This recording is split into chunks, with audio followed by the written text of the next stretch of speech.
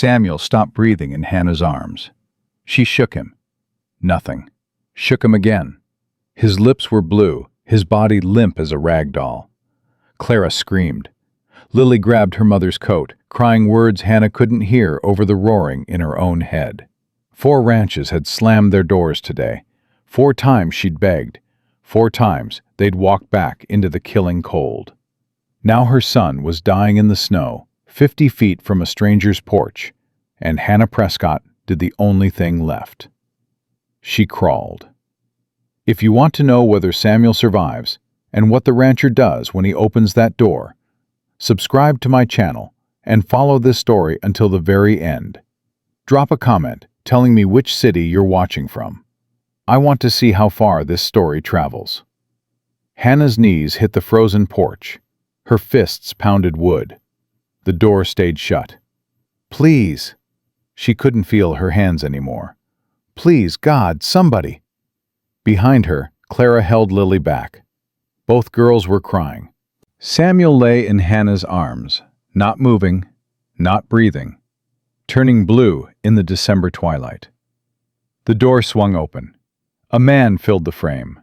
Tall, broad, eyes the color of winter sky, empty as the land around them. Hannah looked up at him. Mister, my boy ain't breathing. I got nowhere else to go. Every ranch from here to Laramie done turned us away. She thrust Samuel toward him.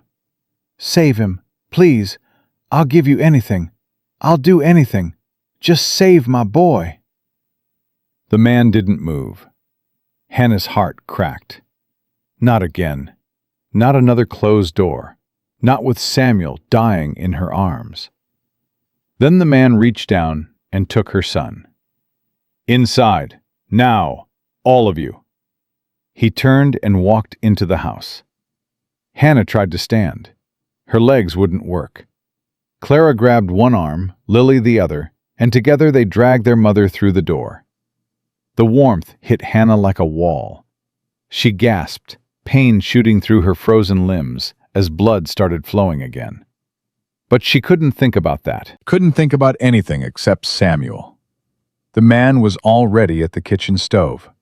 He'd ripped open his own shirt and pressed Samuel against his bare chest, wrapping his coat around both of them. Body heat. He said it like a command. Only thing that'll warm him fast enough. Is he? Hannah crawled toward them. Is he breathing? Hush.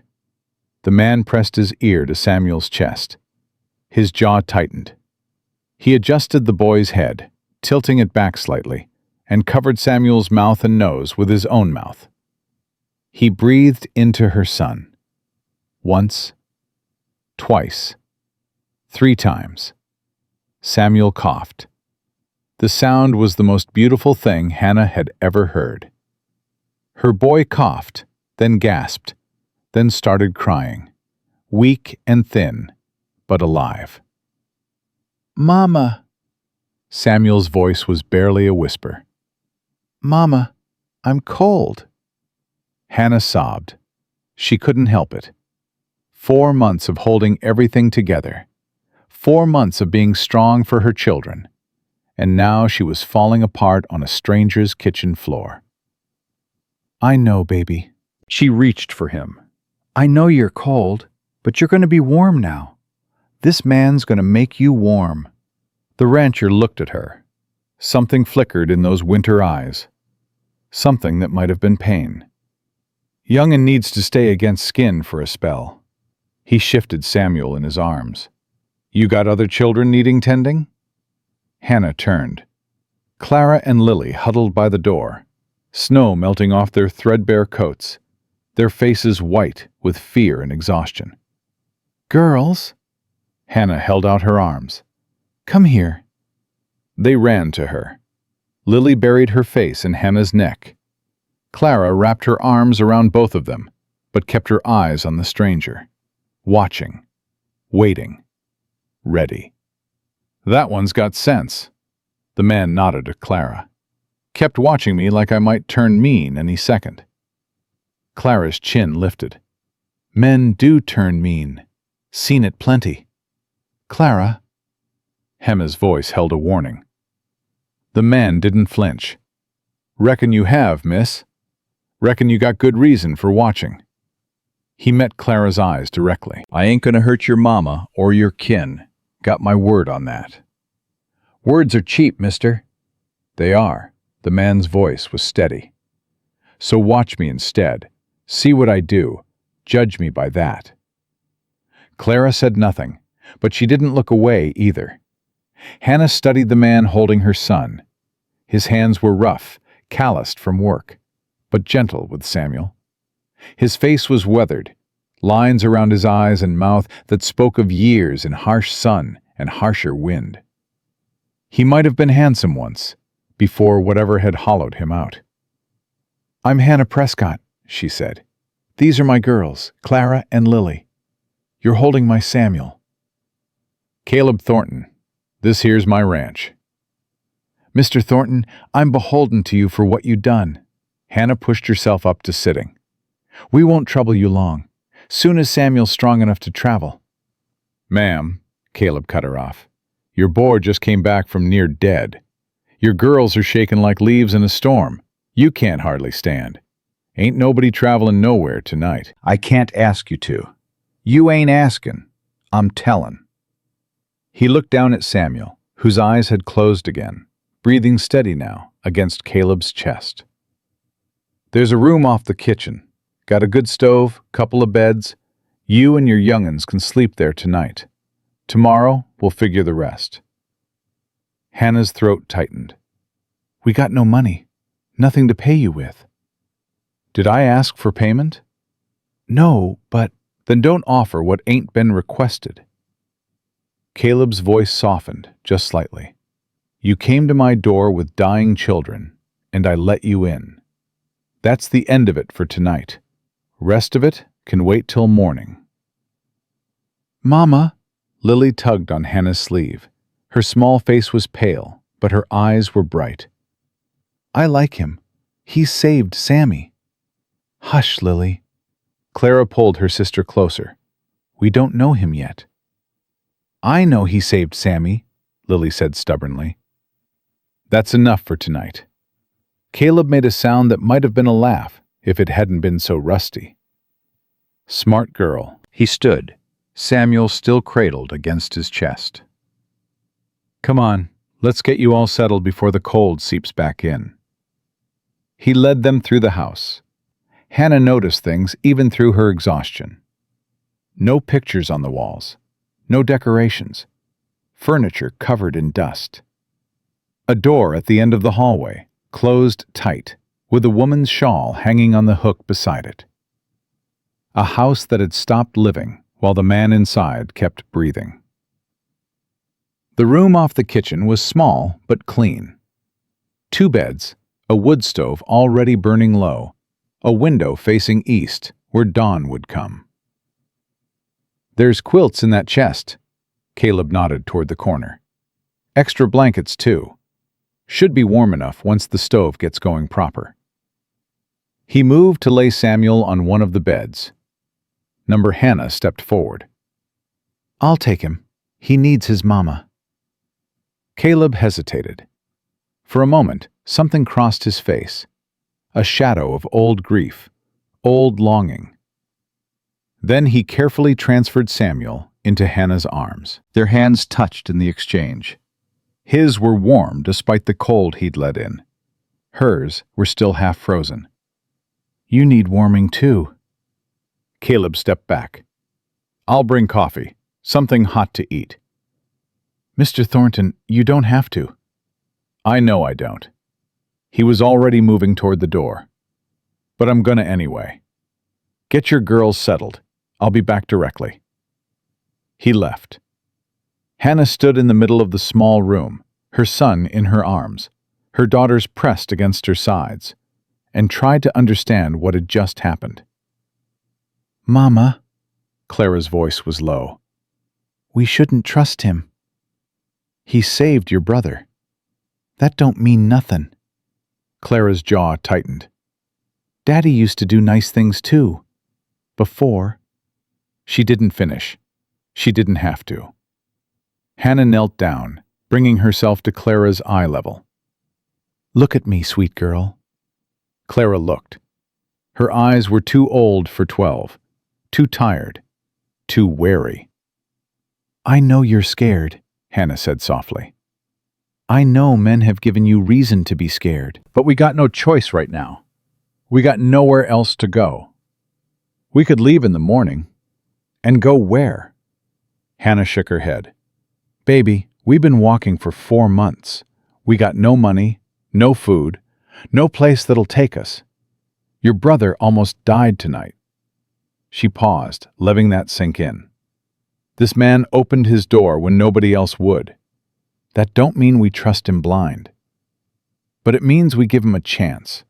You understand? Clara's lip trembled. Just barely. Just for a second. Then she locked it down, that steel coming back into her spine. "I'll watch him," she said. "Every minute. If he tries anything, then we deal with it. Together." Hannah touched her daughter's cheek. "But tonight we're warm. Tonight Samuel's alive. Tonight, that's enough." Clara nodded slowly. She reached into her coat pocket and pulled out a rock, sharp-edged, stained dark on one side. Hannah recognized it. The rock from Laramie. The rock Clara had used to make a man bleed when he'd tried to drag Hannah into an alley behind the saloon. "You keep that close," Hannah said, "just in case." "Always do." They settled onto the beds. Hannah held Samuel against her chest, his breathing steady now, his color coming back. Lily curled up beside them, already half asleep. Clara sat on the other bed, facing the door, the rock in her lap. They were still in that position when Caleb returned with a tray. Coffee, bread, some kind of stew that smelled better than anything Hannah had eaten in months. He stopped in the doorway, taking in the scene. His eyes lingered on Clara and her rock. "Good," he said quietly. "Keep it sharp." Clara blinked. "You ain't gonna tell me to put it away?" "Why would I?" Caleb set the tray on the small table by the window. "Girl your age, been through what you been through, ought to have something to protect herself with." He met Clara's eyes. "Just make sure you hit hard enough to count if you ever got to use it." "I hit hard enough," Clara said. "Ask the man in Laramie." Caleb nodded. "I reckon he learned that the hard way." He turned to Hannah. "Eat something. You're thin as a fence rail. Can't take care of them young'uns if you're too weak to stand." Hannah wanted to argue, wanted to say she'd been taking care of her children just fine. But the smell of that stew made her stomach cramp with hunger. And the truth was, she hadn't eaten in 2 days. "Thank you," she said instead. Caleb nodded and moved toward the door. "Mr. Thornton." He stopped. "Why'd you open your door?" Hannah had to ask. 4 other ranches today. They saw us. They saw my children. They closed their doors anyway. Why didn't you?" Caleb was quiet for a long moment. His hand rested on the door frame, his back to her. When he spoke, his voice was rough, like the words had to be dragged out of somewhere deep. "Had a wife once. Rebecca. She died 6 years back. Birthing complications. Baby died too." Hannah's chest tightened. "I'm sorry. She always said this house was too quiet, too empty. Said she wanted it full of children someday." Caleb's fingers tightened on the wood. "I've been keeping it empty on purpose, keeping everyone out. Figured if nobody was here, nobody could leave." He paused. "But when I saw your boy's face, blue like that, I thought, Rebecca would have opened that door, wouldn't have even hesitated. And if I kept it closed, if I let a child die on my porch to protect myself from hurting again, I'd be spitting on everything she was." He turned. His eyes met Hannah's. "I didn't open that door for you, Mrs. Prescott. I opened it for her." Then he was gone. Hannah stared at the empty doorway. Beside her, Lily had fallen fully asleep. Samuel was breathing steady against her chest. Clara still sat watchful, but her grip on the rock had loosened. "Mama?" Clara's voice was soft. "His wife died, I heard. That's why the house is so sad." Hannah remembered Lily's words from earlier. The girl had known, had seen it somehow. "People carry their grief different ways," Hannah said.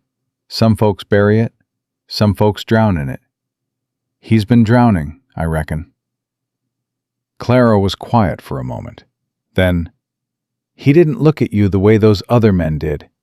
The ones who wanted things." "No," Hannah agreed. "He didn't." "That's something, I guess." "That's something." They ate in silence. The stew was good, hearty, and warm, and Hannah made herself eat slowly, even though she wanted to devour it. Clara ate too, and they saved some for Samuel when he woke. Later, after the candles were blown out and the room had settled into darkness, Hannah lay awake, listening to her children breathe. 4 months ago she'd buried her husband. Not mourned him. By the end, there'd been nothing left to mourn. The man she'd married at 18 had been dead for years before his body caught up. The man who'd taken his place had been someone she didn't recognize, someone who drank and hit and broke things. Broke her. His family had blamed her, of course. Said she'd driven him to the bottle. Said she'd been a bad wife, a cold woman, a failure. They'd taken everything. The house, the money, the furniture. Left her standing in the street with 3 children and the clothes on their backs. So Hannah had walked west. What else was there to do? She'd worked where she could. Washing dishes, scrubbing floors, mending clothes for pennies. Always moving, always searching for somewhere that might become home. And now she was here, in a sad man's house. Warm for the first time in weeks. Her children safe for the first time in months. It wouldn't last. Nothing good ever did. But for tonight, it was enough. For tonight, she would let herself rest. Morning came gray and cold. Hannah woke to the smell of coffee and the sound of voices in the kitchen. Lily's voice, bright and chattering like a bird. She sat up fast, heart pounding. Samuel was still asleep beside her, his breathing deep and even. Clara's bed was empty. Hannah moved quickly, not bothering with her shoes, following the voices. She found Lily sitting at the kitchen table, a plate of flapjacks in front of her, talking to Caleb like they'd known each other forever. "And then Mama said we had to leave real fast because the man was bleeding all over, and Clara said it was his own fault for grabbing, and I said—" "Lily." Hannah's voice came out sharper than she meant. Lily spun around. "Mama, Mr. Caleb makes the best flapjacks. Better than Daddy's even." Caleb stood at the stove, spatula in hand, looking vaguely uncomfortable. She wandered in. "I figured she needed feeding. Where's Clara?" Hannah scanned the kitchen. Outside. Caleb flipped a flapjack. Said she wanted to check the barn. Make sure there weren't any threats, I reckon. "You let her go alone?" "Ma'am, your daughter's got more steel in her spine than most men I know. She wanted to see the lay of the land." I wasn't about to stop her. Hannah moved toward the door. "She's fine," Caleb's voice was calm. "Been watching from the window. She's in the stable, talking to my horses. Safer than she's been in months, I'd wager." Hannah hesitated. He was right. Clara needed to feel in control, needed to scout their surroundings. It was how she coped. "Sit down." Caleb nodded at the table. "Eat. Your girl will come back when she's ready." Hannah sat. Caleb set a plate in front of her. Flapjacks, golden brown, with honey drizzled on top. Lily was right, Hannah said after the first bite. "These are good." Caleb made that rusty, almost laugh sound again. "Rebecca taught me. Said a man who can't cook is only half useful." She sounds like a smart woman. She was. His voice didn't waver, but something shifted in his eyes. Smartest person I ever knew. The kitchen door opened. Clara came in, stamping snow off her boots, her cheeks red from cold. "You got 4 horses," she announced. "A gray mare, a paint gelding, a bay, and a black stallion that tried to bite me." "That'd be Demon," Caleb said. "Don't take it personal. He tries to bite everyone." Clara almost smiled. Almost. "Why'd you name him Demon?" "Because when I bought him, the fella selling him said he was gentle as a lamb." Caleb shook his head. "Biggest lie I ever been told. But he's a good horse under all that meanness. Just takes time to earn his trust." Clara considered this. "I like the gray mare." "Dusty. Everybody likes Dusty," Lily said through a mouthful of flapjacks. "She's got kind eyes. Sit down." Caleb pointed Clara to a chair. "Eat something. Then we need to talk about what happens next." Clara sat. She took a plate, but didn't eat right away. Instead, she watched Caleb with those measuring eyes. Hannah watched her daughter watch him. Samuel's voice came from the doorway. "Mama?" Hannah turned. Her boy stood there, wrapped in a blanket, pale but standing on his own 2 feet. "Oh, baby." She was across the room in 3 steps, gathering him into her arms. "How do you feel?" "Hungry. That's the best word I've heard in days." Hannah pressed her lips to his forehead. "Come, sit. Let's get you fed." Samuel let her lead him to the table, but when she tried to set him in a chair, he pulled away and walked to Caleb instead. "You're the man who made me warm." Caleb looked down at the small boy. "That's right. Mama says you saved my life." Caleb's jaw tightened. "Your mama and sisters did most of the saving. I just opened a door." Samuel reached up and took Caleb's hand. "Thank you for opening your door." Something cracked in Caleb's face. A wall coming down. Just a little. Just enough. "You're welcome, son." They ate breakfast together, all 5 of them, around a table that had been empty for 6 years. Lily chattered about the horses. Samuel sat close to his mother, eating steadily. Clara remained watchful, but less hostile. And Caleb looked at the small family that had invaded his solitude and felt something stir in his chest that he'd thought was dead. Rebecca's voice whispered in his memory. "Fill this house, Caleb. Don't let it stay empty." He'd been empty for so long, hollow, a man going through motions without purpose. But Samuel's hand in his had been warm, and Lily's chatter had filled the silence, and Clara's wariness had reminded him that trust was earned, not given. And Hannah. He didn't let himself think about Hannah yet. That was a road too dangerous to walk. "We need to discuss arrangements." Hannah set down her fork. "I meant what I said last night. I'll work for our keep." "I figured you would." Caleb leaned back in his chair. "Here's what I'm thinking. New Year's Eve is in 3 days. I got neighbors coming for a gathering I agreed to host months back. Been dreading it, truth be told. House ain't fit for company, and I ain't got the first idea what to cook for a crowd." "You want me to help prepare?" "I want you to take over the whole thing." Caleb met her eyes. Cleaning, cooking, decorating, making this place look like something other than a tomb. In exchange, you and your young'uns stay through winter. Warm beds, regular meals, roof over your heads. Come spring, you'll have some money saved, and you can decide where you want to go next. Hannah was quiet for a moment. "That's generous. That's practical." Caleb's voice was gruff. "I got a house needs tending, and you got children need shelter. Seems like we can help each other out." "What about after the gathering? After New Year's?" "Same arrangement. You keep house, I pay fair wages. Your young'uns go to school in town when the weather permits." Clara's head came up. "School?" Got a schoolhouse in Elkhorn. Caleb looked at her. 15 miles east. Teacher named Miss Holliday. She's good. Strict, but good. Clara's face did something complicated.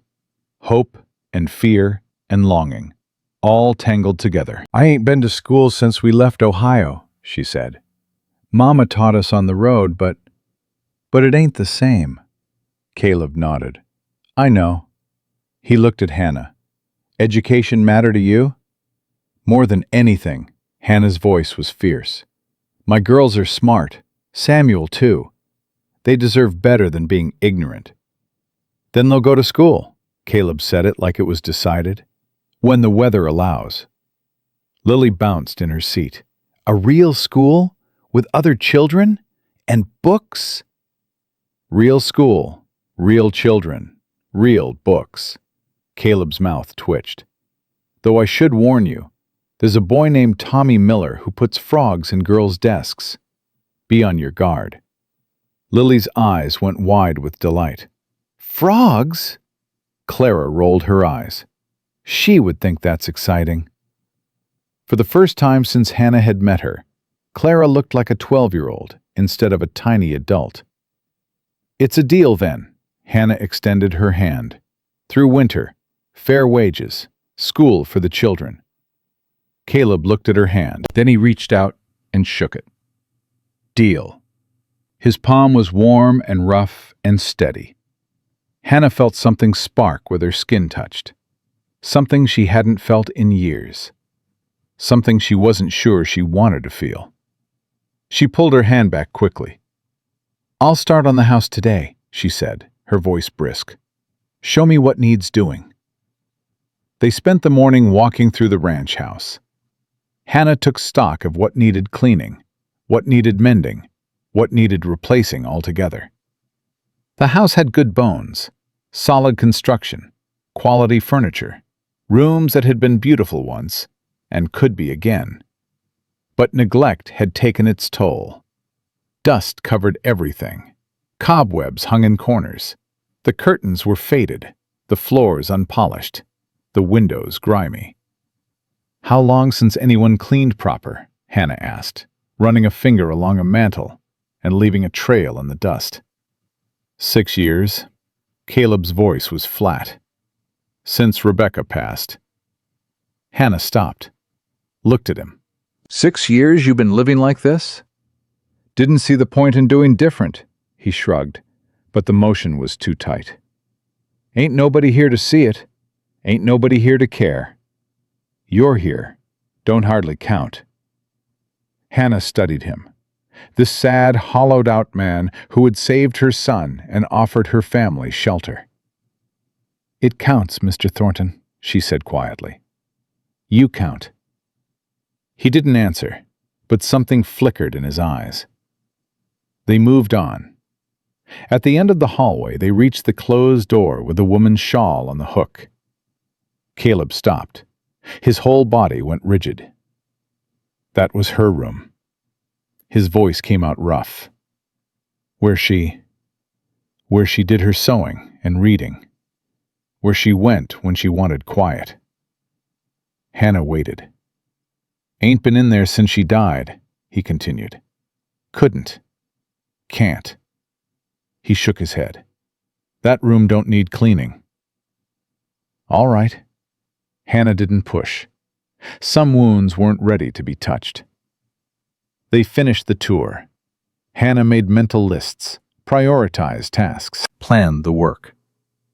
By afternoon, she had Clara helping her take down the dusty curtains, while Lily entertained Samuel by making up stories about the horses. The house began to transform. Caleb watched from the doorway of his study, pretending to work on ledgers, actually watching this woman and her children bring life back into his dead house. Rebecca would have liked her.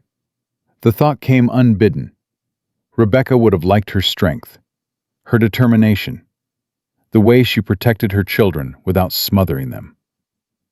But Rebecca was gone, had been gone for 6 years, and wanting things didn't bring them back. Caleb bent over his ledgers and tried not to notice how Hannah's laughter sounded when Lily said something funny. Tried not to notice how the house felt warmer with people in it. Tried not to notice how something in his chest had started beating again after being still for so long. He was just helping them through winter. That was all. Come spring, they'd move on, and he'd go back to his empty house and his empty life. That was the plan. But plans, Caleb was learning, had a way of changing when you weren't looking. Evening came. Hannah cooked dinner, a real dinner, from the supplies in Caleb's pantry. Roasted chicken, potatoes, biscuits that rose light and golden. They ate together again, and again the table felt less empty. "Mr. Caleb," Lily said, her mouth full of biscuit, "why don't you got any Christmas things up?" "Lily," Hannah warned, but Caleb answered, "Haven't celebrated Christmas in a long time." "How long?" 6 years. Lily's eyes went wide. "That's forever. That's almost as long as I've been alive." "I reckon it feels like forever sometimes," Caleb agreed. "Don't you get lonely, Lily?" Clara's voice was sharp. "Leave him be." "It's all right," Caleb looked at the youngest girl. "Yeah, I get lonely." But lonely felt safer than the alternative. "What's the alternative?" "Letting people in." He glanced at Hannah, then away. "Caring about folks. Risking losing them." Lily considered this with the seriousness only a child could bring to such weighty matters. "That's dumb," she finally declared. "Lily!" Hannah was horrified. But Caleb laughed. Actually laughed. A real sound, rusty, but genuine. "You know what?" he said. "You might be right about that." "Course I'm right," Lily nodded firmly. "Mama says being alone is the hardest thing. Harder than being scared. Harder than anything. She said that's why we keep going, even when everything's bad. 'Cause being together is better than being safe and alone." Hannah's cheeks flushed. "Lily, that was a private conversation." "It's true, though." Lily looked at Caleb. "And you opened your door. So maybe you're done being alone now." Caleb met the child's eyes. 8 years old, and she could see right through him. "Maybe I am," he said softly. "Maybe I am." After dinner, after the children were settled in their room, Hannah found Caleb on the porch, staring out at the snow. She wrapped her shawl tighter and stepped outside. "Mind if I join you?" "Free country." She stood beside him, not too close. The night was clear and cold, stars scattered across the black sky like spilled salt. "I want to thank you proper," Hannah said, "for today, for all of it." "You already thanked me." Words are easy." She turned to face him. "You gave my children safety, gave them hope. That little girl hasn't smiled like she did today in months. And Clara's been carrying the weight of a grown woman since she was 10 years old. Today's the first time I seen her let some of that weight go." Caleb was quiet. "I know you said you didn't do it for us," Hannah continued. "Said you did it for your wife, for Rebecca. But it don't matter why you did it. What matters is you did, and I ain't gonna forget that." Caleb finally looked at her. In the starlight, his eyes were less empty. Still sad, but something else too. Something that might have been the beginning of something. "Your daughter said something today," he said slowly, "about failing versus losing. That failing is when you have a choice and choose wrong. Losing is when you do everything right, and it still doesn't matter." Hannah remembered, at dinner, during one of their many conversations. She hadn't realized he'd been listening so closely. "I've been calling myself a failure for 6 years." Caleb's voice was rough. "Telling myself I failed Rebecca, failed our baby, failed at being a husband and a father before I ever got the chance to really be one. Mr. Thornton, But maybe, he swallowed hard, maybe I just lost them. Maybe there wasn't nothing I could have done different. Maybe I've been punishing myself for something that wasn't my fault. Hannah's heart ached. For this man, for his grief, for the years he'd wasted in the prison of his own guilt. "It wasn't your fault," she said. "Losing someone you love, it's never your fault. It just is. And the only thing you can do is keep living. Keep going, even when it hurts. Especially when it hurts." Is that what you did, after your husband? Hannah was quiet for a moment. "My husband wasn't worth grieving," she finally said. "But the life I thought I'd have, the future I'd imagined, that was worth grieving. And yeah, I kept going. For my children, because they needed me to. Because giving up wasn't an option." You're strong. "I'm tired," Hannah laughed, but there was no humor in it. "I'm so tired, Mr. Thornton. Tired of being strong. Tired of fighting. Tired of watching my children suffer because I couldn't keep them safe." You kept them alive. Barely. Barely counts. Caleb turned to face her fully. Mrs. Prescott, "Hannah, you walked for 4 months with 3 children. You begged for work, scrubbed floors, did whatever you had to do to keep them fed. You faced down closed doors and cruel men and weather that could kill. And when your boy stopped breathing in your arms, you didn't give up.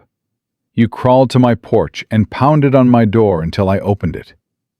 He shook his head. "That ain't barely. That's everything.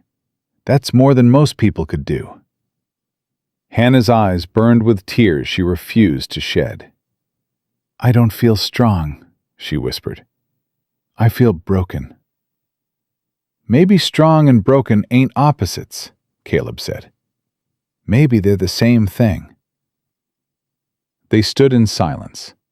The cold pressed in around them, but neither moved to go inside. "What happens now?" Hannah finally asked. "Now we get through New Year's," Caleb said. "Get through winter. Take it one day at a time." "And then?" "Then we see." It wasn't a promise, it wasn't a plan, but standing there in the starlight, with her children warm and safe inside, with this broken man beside her who'd opened his door when no one else would. It was enough. For now, it was enough. The next 3 days passed in a blur of work and small miracles. Hannah attacked the house like it had personally wronged her. She scrubbed floors that hadn't seen soap in years. She beat rugs until clouds of dust rose like smoke signals. She polished windows until they sparkled, letting light pour into rooms that had forgotten what sunshine looked like. Clara worked beside her mother without complaint. The girl had a talent for organization, sorting through cluttered cupboards and bringing order to chaos. She didn't talk much, but she didn't need to. Her hands spoke for her, steady and capable. Lily appointed herself entertainment committee. She made up songs while she dusted, told stories to Samuel while Hannah worked, and asked Caleb approximately 400 questions a day. "Mr. Caleb, why do horses sleep standing up? Mr. Caleb, what's your favorite color? Mr. "Caleb, did you ever shoot a real outlaw?" Caleb answered every question with more patience than Hannah would have expected. The man who'd been a ghost in his own house was slowly becoming solid again, pulled back to life by an 8-year-old girl who didn't know the meaning of boundaries. "You're good with her," Hannah said on the second morning, watching Caleb show Lily how to brush Dusty's mane. Most men would have lost patience by now. Caleb shrugged. "She reminds me of someone." "Your wife?" "My sister." Caleb's hands stilled on the brush. "Eliza. She died 4 years back. Fever took her during a bad winter. Couldn't get to her in time. The roads were snowed in, and by the time I made it through..." Hannah's chest tightened. You lost your wife and your sister? And my parents, years before that. And a baby I never got to hold. Caleb resumed brushing, his movements mechanical. Seems like everyone I care about finds a way to leave. That ain't your fault. Didn't say it was. Just said it happens. Lily tugged on his sleeve. Mr. Caleb, you're being sad again. I can tell because your face goes all tight like this. She scrunched up her features in an exaggerated frown. Caleb stared at her. Then he laughed, that rusty sound that was becoming less rusty with each passing day. You got no filter, do you, little miss? Mama says I got too much honesty and not enough sense, Lily grinned. But I think honesty is better than sense. Sense is boring. Can't argue with that logic. Hannah watched them together, her heart doing something complicated in her chest. Lily had a gift for finding the cracks in people's armor and wiggling through. She'd done it with strangers on the road, charming food out of reluctant shopkeepers and smiles out of exhausted travelers.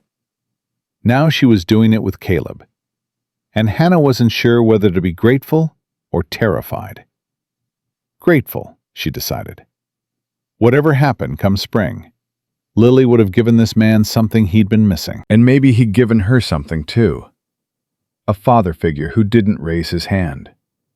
A man who answered her questions instead of telling her to shut up. That was worth something. That was worth a lot. Samuel's attachment to Caleb grew stronger with each passing day. The boy followed him everywhere, a small shadow with big brown eyes. He didn't talk much, but he watched, learned. When Caleb fixed a broken chair, Samuel handed him tools. When Caleb checked on the horses, Samuel stood beside him, mimicking his stance. On the second evening, Samuel spoke his first full sentence since arriving. Mr. Caleb, can you teach me to be brave? Caleb looked down at the small boy. Brave? Like you. Samuel's voice was barely above a whisper. Mama says you're brave because you opened your door when you didn't have to. I want to be brave like that. I want to not be scared all the time. Caleb knelt down to Samuel's level. Something in his face shifted, softened. You want to know a secret, son? Samuel nodded. Being brave don't mean not being scared. It means being scared and doing the thing anyway. Caleb's voice was gentle. I was scared when I opened that door. Scared of what it might mean. Scared of letting people in after keeping them out so long. But I did it anyway. That's brave. Samuel considered this. So, I can be scared and brave at the same time? That's the only way to be brave. If you ain't scared, you ain't being brave. You're just being foolish. Samuel's small face lit up. I'm scared a lot. Does that mean I can be brave a lot? Means you got more chances to be brave than most folks. Caleb ruffled the boy's hair. Just gotta take them chances when they come. Samuel threw his arms around Caleb's neck. The gesture was sudden, unexpected. Caleb went rigid for a moment. Then his arms came up slowly, carefully, wrapping around the small body. Hannah watched from the doorway, tears burning in her eyes. She hadn't seen her son hug a man since before William started drinking. Samuel had learned to flinch away from male hands, to make himself small, to disappear into corners when his father's voice rose. Now here he was, clinging to a stranger, like Caleb was the only solid thing in a spinning world. And maybe he was. Maybe for all of them, Caleb Thornton had become something they hadn't known they needed. Clara remained the hardest to reach. She helped with the work, ate at the table, answered when spoken to. But she kept her distance from Caleb, that rock always in her pocket, her eyes always measuring. On the morning of New Year's Eve, Hannah found Clara in the hallway, standing in front of the closed door with Rebecca's shawl. Clara? Hannah kept her voice soft. What are you doing? Looking. Clara didn't turn around. This door is always closed. He said it was his wife's room. That's right, but there's something behind it. Clara touched the door frame.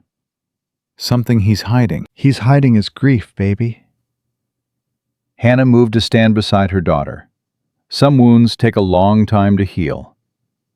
That room is where he keeps his. Clara was quiet for a moment. Daddy kept his bottles hidden too. In the walls, in the floorboards. I always knew where they were. Hannah's heart clenched. That's different. Is it? Clara finally looked at her mother. How do we know what he's hiding isn't going to hurt us? Because hiding grief ain't the same as hiding meanness. Hannah cupped her daughter's face. Your daddy hid his drinking because he knew it was wrong. Mr. Thornton hides his pain because he can't face it yet. Those ain't the same thing. How can you tell the difference? By watching, by waiting, by seeing what a person does, not just what they say. Hannah smoothed Clara's hair back. You've been watching him for 3 days now. What have you seen? Clara's jaw worked. He's patient with Lily, even when she's annoying. He's gentle with Samuel, even though Samuel barely talks. He works hard. He don't raise his voice. He don't drink, least not that I've seen. She paused. He looks at you sometimes when he thinks nobody's watching, like you're something he can't figure out. Hannah felt heat rise to her cheeks. That don't mean nothin', Mama. Clara's voice was knowing. I'm 12, not stupid.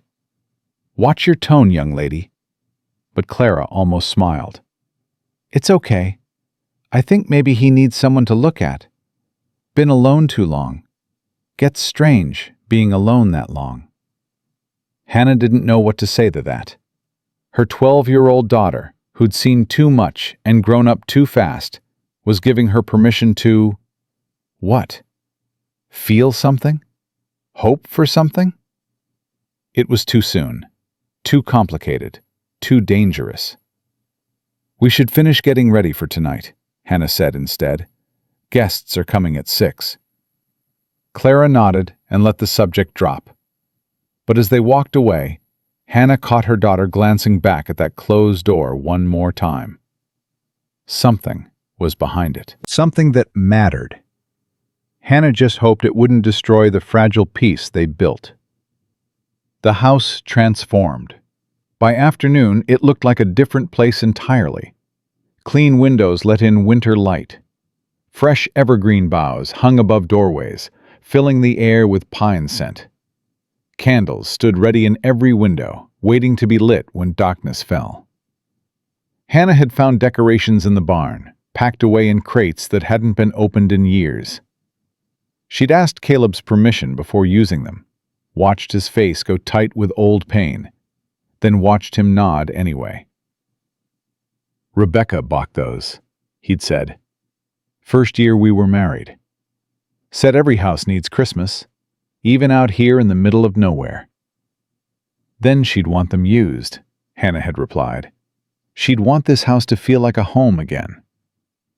Caleb hadn't answered, but he'd helped her carry the crates inside, his hands gentle with the ornaments his dead wife had chosen. Now, with the decorations up and the food cooking, and the children dressed in their cleanest clothes, the ranch house looked like a place where people lived, where people laughed, where people belonged. Caleb stood in the doorway of the sitting room, taking it all in. She would have loved this. His voice was rough. Rebecca, she would have loved what you done. Hannah moved to stand beside him. Tell me about her. Not the sad parts, the good parts. Caleb was quiet for a long moment. Then he started talking. She couldn't cook worth a damn when we first married. Burned everything she touched.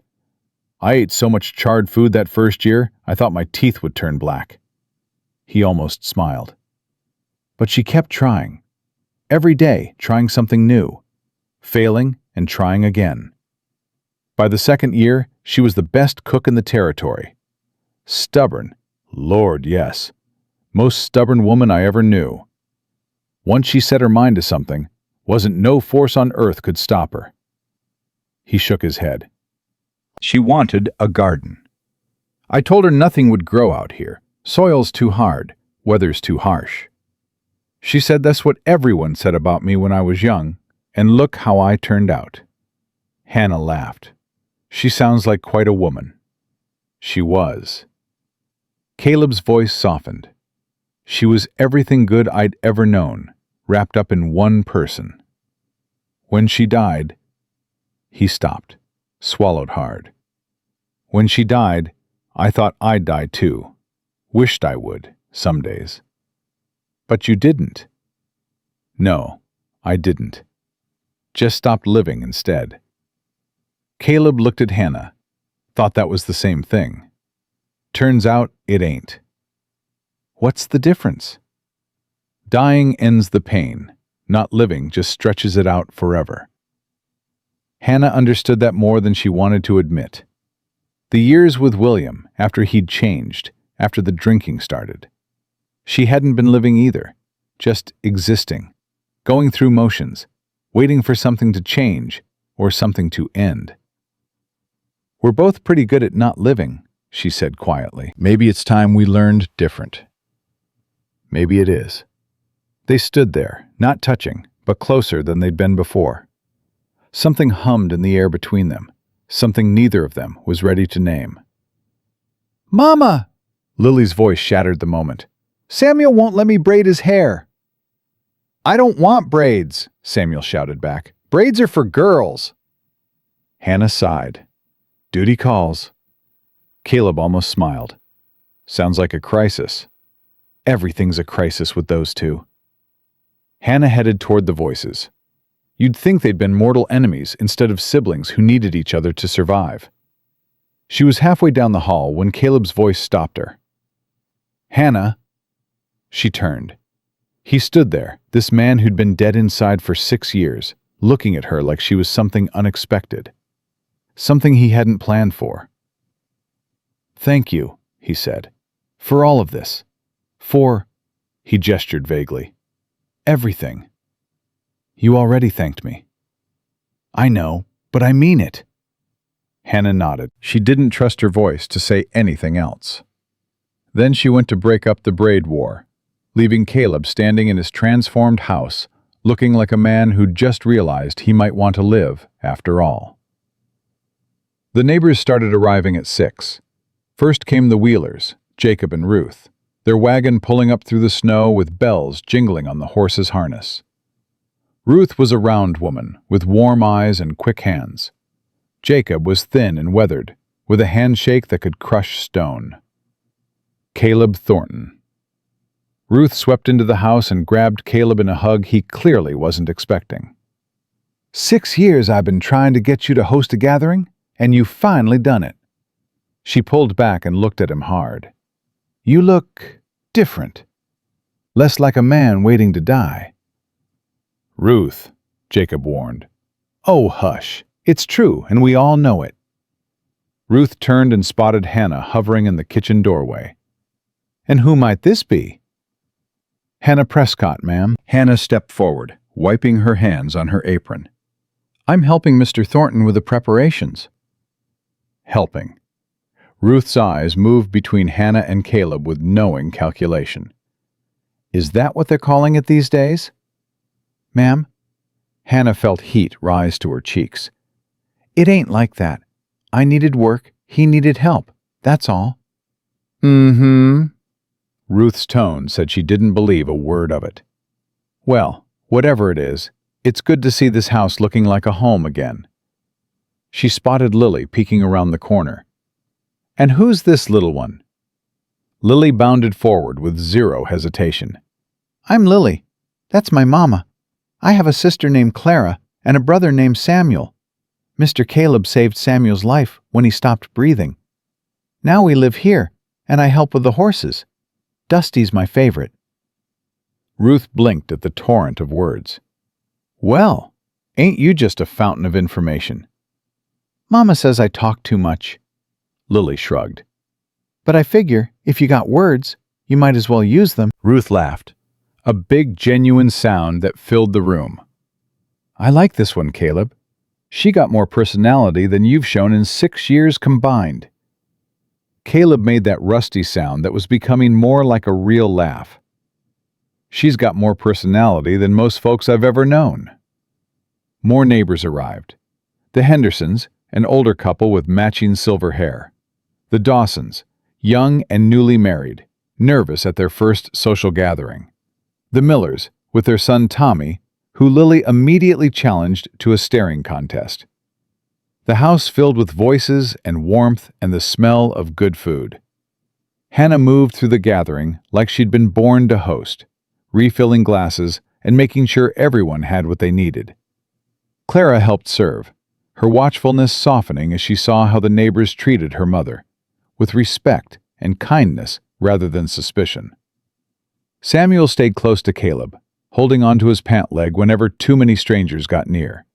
And Caleb led him, adjusted his movements to accommodate the small shadow at his side, introduced him to neighbors with a casual possessiveness that made Hannah's throat tight. This here's Samuel. He's staying with me for a spell. Good boy. Quiet, but he sees everything. The words were simple, but the way Caleb's hand rested on Samuel's shoulder, protective and gentle, said something more. Said this child matters. Said hurt him and answer to me. Hannah watched and felt her heart do something dangerous. Midway through the evening, Ruth cornered her in the kitchen. All right, honey, the older woman crossed her arms. Tell me the real story. I told you, ma'am, I needed work and... Ruth held up a hand. I've been married 37 years. I know what it looks like when a man's coming back to life. And I know what it looks like when a woman's afraid to hope. She softened. You ain't got to tell me everything. But tell me enough so I know whether to be happy or worried. Hannah's hands stilled on the dish she'd been washing. My husband died 8 months ago, she said quietly. His family took everything. I've been walking west with my children ever since, looking for somewhere that would have us. 4 ranches turned us away the night we arrived here. My boy stopped breathing in the snow. Mr. Thornton was the only one who opened his door. Ruth was quiet for a moment. And now? Now we got a place to stay through winter. Work, food, safety. More than we've had in a long time. Hannah met Ruth's eyes. That's all it is, ma'am. That's all I'm letting it be. But you want it to be more. It wasn't a question. Hannah didn't answer. Ruth reached out and took her hand. Caleb Thornton is a good man. Best man in this territory, if you ask me. But he's been broken for a long time. Lost his wife, his baby, his sister. Closed himself off from everyone and everything. I know. What I'm telling you is... Ruth squeezed her hand. If you're going to be the one to put him back together, you got to be willing to stay. He can't survive another leaving. I ain't looking to put anyone back together, ma'am. Hannah pulled her hand back gently. I'm just trying to keep my children alive. Ruth studied her for a long moment. Then she nodded. Fair enough. But life's got a way of changing our plans.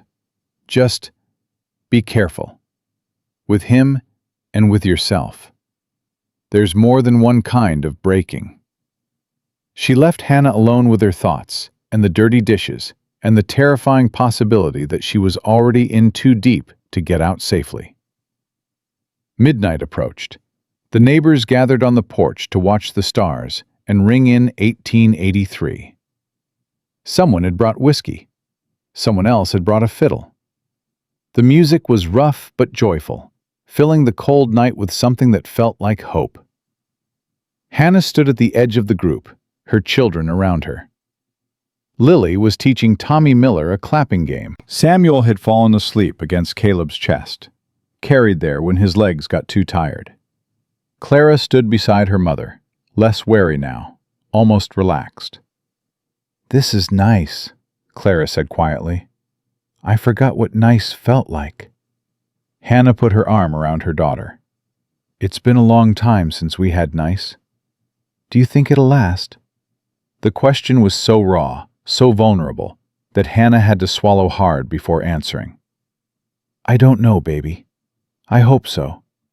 But even if it don't, we'll have had this. We'll have had tonight. Sometimes that's enough." Clara leaned into her mother's side. "You like him, Mr. Thornton?" "It's complicated. Grown-up things are always complicated." Clara sighed like she was 40 instead of 12. "But I've been watching him, 3 days now, and I think maybe he's different." "Different how?" "Different from Daddy. Different from the men in Laramie. Different from everyone who looked at us like we were problems to get rid of." Clara looked up at her mother. "He looks at us like we're people, like we matter." Hannah's eyes burned. "You do matter, baby. You've always mattered." "I know." Clara's voice was soft. "But it's nice when someone else knows it too." The countdown began. 10, 9, 8. Hannah looked across the porch to where Caleb stood, Samuel sleeping in his arms. He caught her eye. Something passed between them, something wordless and powerful. 7, 6, 5. She thought about the road that had brought her here, the loss and the fear and the endless walking, the doors that had slammed in her face, the cold that had nearly killed her son. 4, 3, 2. And she thought about this door, this man, this chance she hadn't been looking for. 1. "Happy New Year!" Cheers erupted. The fiddle struck up a lively tune. Neighbors embraced and laughed and wished each other well. Caleb made his way through the crowd to Hannah's side. Samuel stirred against his chest, but didn't wake. "Happy New Year, Mrs. Prescott." "Happy New Year, Mr. Thornton." They stood there, close enough to touch, but not touching. Around them, the world celebrated new beginnings. "Reckon this year might be different," Caleb said quietly. "Reckon it might be better." "You think so?" "I'm starting to." He shifted Samuel's weight slightly. "Ain't felt that way in a long time. Feeling it now scares me some. Being scared means you got something to lose." Caleb looked at her. His eyes, those winter eyes that had been so empty 3 days ago, held something new, something alive. "Yeah," he said. "I reckon I do." The moment stretched between them, full of possibility. Then Lily crashed into Hannah's legs, dragging Tommy Miller behind her. "Mama, Tommy says girls can't rope cattle, but I told him that's stupid, because you can do anything you set your mind to, right? Right, Mama?" Hannah laughed, the tension breaking. "That's right, baby." "See?" Lily turned to Tommy triumphantly. "Told you, my mama can do anything." Caleb watched the exchange with something like wonder on his face. The hollowness Hannah had seen when she first arrived was filling in, slowly but surely. This sad man, this broken man, was remembering what it felt like to be part of something. She hoped it wouldn't destroy him when it ended. She hoped even more that maybe, just maybe, it wouldn't have to end at all. The neighbors left after 1 a.m, their wagons disappearing into the darkness with calls of farewell and promises to visit again soon. Ruth Wheeler hugged Hannah before she left. "You belong here," she whispered, "whether you know it yet or not." Hannah didn't know how to respond to that, so she just nodded and watched the wagon pull away. Caleb stood beside her on the porch, Samuel still sleeping in his arms. Clara had taken Lily inside, both girls exhausted from the celebration. "They did it," Hannah said softly. "Your neighbors. They made this feel like a home." "Weren't just them." Caleb's voice was rough. "You did most of the work. I cleaned and cooked. They brought the joy." Caleb shook his head. "You brought something too. Something this house has been missing for 6 years." "What's that?" "Life." He looked at her, his face half shadowed in the starlight. "You brought life back into this place. You and your young'uns. I'd forgotten what that felt like." Hannah's heart beat faster. "Caleb, I ain't asking for nothing," he said quickly. "I know this is just through winter. I know you got plans and places to be. I ain't trying to complicate things." "What if I want things to be complicated?" The words were out before Hannah could stop them. She hadn't meant to say it, hadn't even known she was thinking it until the thought became sound. Caleb went very still. Hannah wanted to take it back, wanted to laugh it off as a joke, too much celebration, too little sleep. But she couldn't. The words hung between them, heavy with meaning. "You don't know me." Caleb's voice was barely above a whisper. "Not really. You don't know what I've done, what I haven't done, the ways I've failed." "Then tell me." It was a challenge, an invitation, a door opening, if he was brave enough to walk through it. Caleb looked at Samuel, sleeping peaceful against his chest. He looked at the house, glowing with warmth and candlelight. He looked at Hannah, this woman who'd crawled to his door with dying children and refused to give up. "Not tonight," he finally said. "Tonight's been too good to ruin with old ghosts. But soon, if you really want to know." "I want to know." "Then I'll tell you. Everything. And then you can decide whether complicated is worth it." He carried Samuel inside. Hannah followed, her heart pounding with equal parts hope and fear. Something had shifted tonight. Something had changed. She just hoped the change wouldn't break them both. The blizzard hit 2 days after New Year's. Hannah woke to wind screaming against the windows and snow so thick she couldn't see the barn from the house. The temperature had dropped during the night, turning the world into a frozen white hell. Caleb was already up, adding wood to every stove in the house, checking windows, preparing for what could be days trapped inside. "Bad one," he said when Hannah found him in the kitchen. "Worst I've seen in years. We ain't going nowhere for a while." "The children?" "Still sleeping. Let them. Gonna be a long few days." Hannah helped him secure the house. They worked in comfortable silence, moving around each other like they'd been doing it for years instead of days. When they finished, Caleb made coffee, and they sat at the kitchen table, listening to the storm rage outside. "I need to check on the horses," Caleb stood. "Got a rope strung from the house to the barn for weather like this. Won't be gone long." Hannah grabbed his arm. "It's dangerous. Horses need tending. Can't let them freeze." "Then I'm coming with you." Caleb looked at her like she'd lost her mind. "You ever been in a blizzard like this?" "No, but I ain't letting you go alone." Something shifted in his eyes. Something warm. "Stubborn woman. You got no idea." They bundled up in every layer they could find. Caleb tied a rope around his waist, then around Hannah's, keeping them connected. The moment they opened the door, the cold hit like a physical blow. Hannah couldn't see anything, couldn't hear anything except wind. She grabbed the guide rope and followed Caleb's shape through the white, one step at a time, trusting him to lead her through. The barn was warmer, protected from the worst of the wind. The horses stamped and whinnied, nervous but safe. Caleb checked each one, making sure they had water that hadn't frozen, hay to eat, blankets on their backs. Hannah watched him work. His hands were gentle, his voice soft as he spoke to each animal. This man, who'd closed himself off from humans, still knew how to care for living things. "Dusty likes you," Caleb said, nodding at the gray mare who'd pressed her nose against Hannah's hand. "She don't take to most folks. Animals are easier than people." "Ain't that the truth?"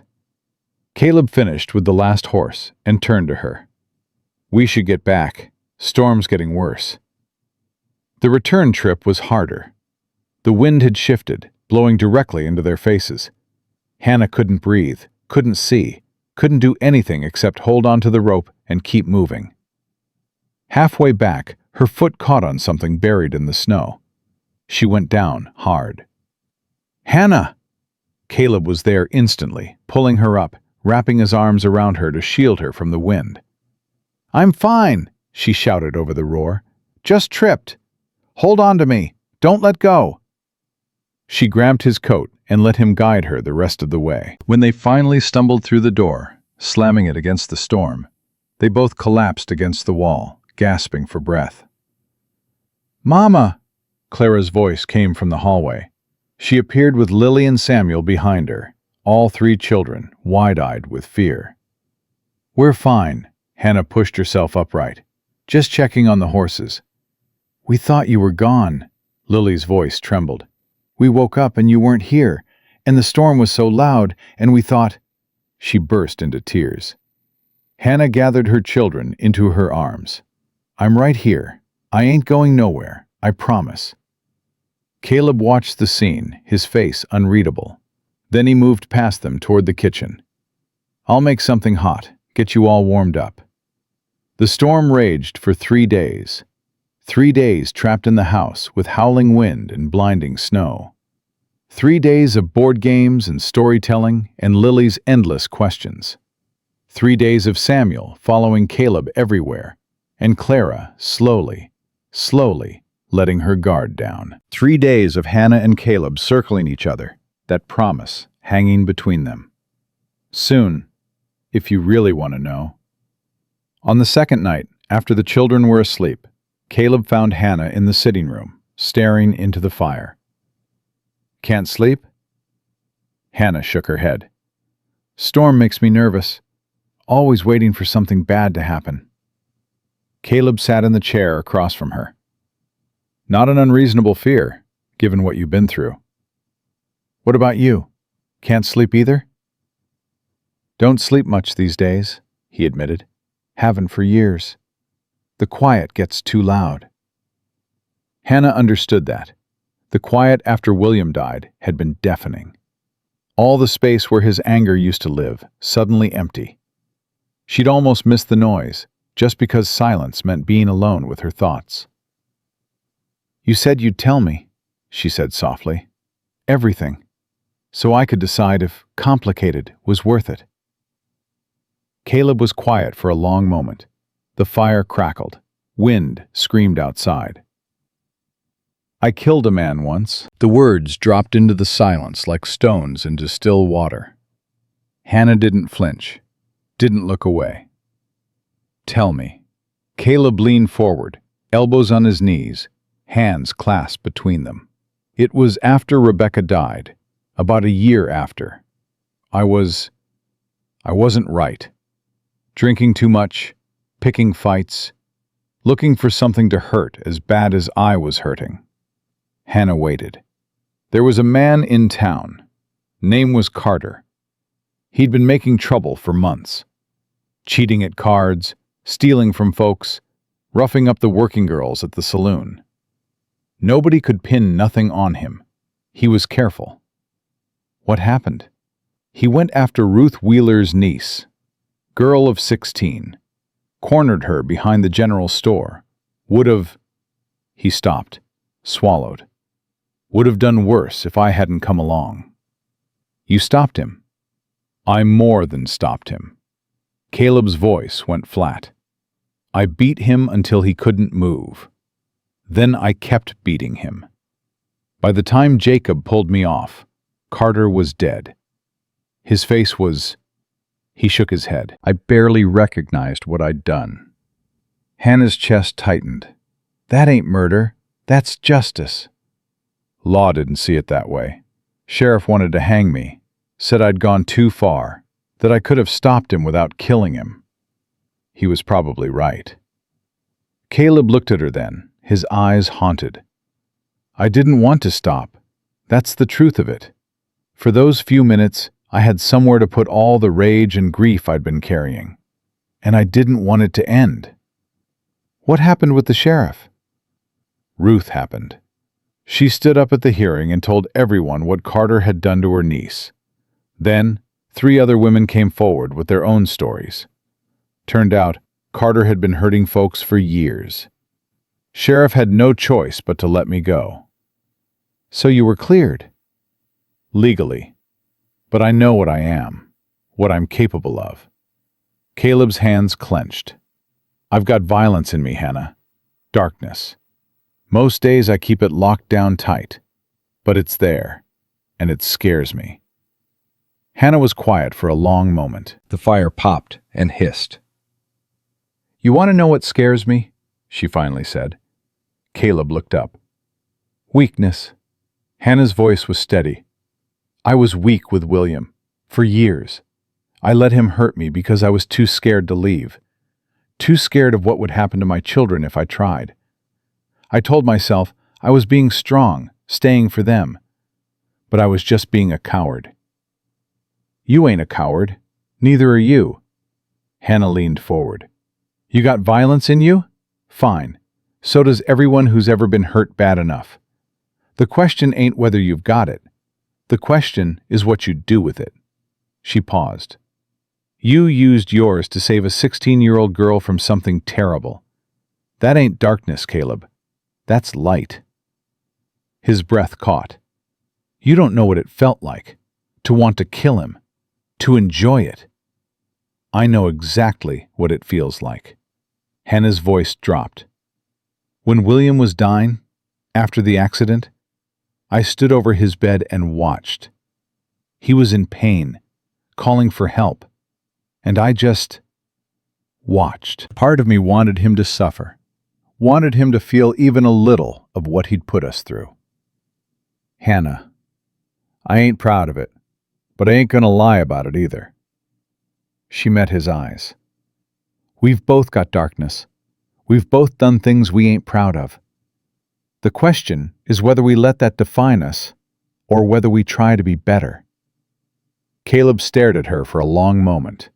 Then something in his face crumbled. I don't know how to be better, he whispered. I've been alone so long. Kept everyone out because I was scared of what might happen if I let them in. Scared I'd lose them like I lost Rebecca. Scared I'd hurt them like I hurt Carter. You ain't gonna hurt me. Hannah reached across the space between them and took his hand. Or my children. How do you know? Because I've seen you. These past days, I've watched you with Samuel, with Lily, even with Clara, who's been testing you every minute. You've been patient and kind and gentle. That ain't a man with darkness in him. That's a man who's been so scared of his own shadow, he forgot he was standing in the light. Caleb's hand trembled in hers. What if you're wrong? Then we'll deal with it, together. Ain't that what you told me? Take things one day at a time? He made a sound that might have been a laugh or a sob. Using my own words against me. You said them. I'm just holding you to them. The storm raged outside, but inside, something quieted. Something settled. Caleb turned his hand over, lacing his fingers through Hannah's. I ain't ready for... He stopped, started again. I ain't sure what I'm ready for. But I know I don't want you to leave come spring. Any of you. Hannah's heart stuttered. That's a big thing to say. It's a true thing. She looked at their joined hands, his rough and calloused, hers worn thin by work and worry. 2 broken people holding on to each other in the middle of a storm. We'll take it one day at a time, she said. See where we end up. Caleb nodded. His thumb traced circles on the back of her hand. One day at a time. They sat there until the fire burned low, not speaking, just being. Together. The storm broke on the third day. The world outside was transformed, buried under feet of fresh snow, glittering in the sudden sunshine like a sea of diamonds. Hannah spent the morning digging out the front porch, while Caleb cleared a path to the barn. The children threw snowballs and made angels and laughed with a freedom Hannah hadn't heard in months. "This is the best day ever," Lily shouted, flopping backward into a drift.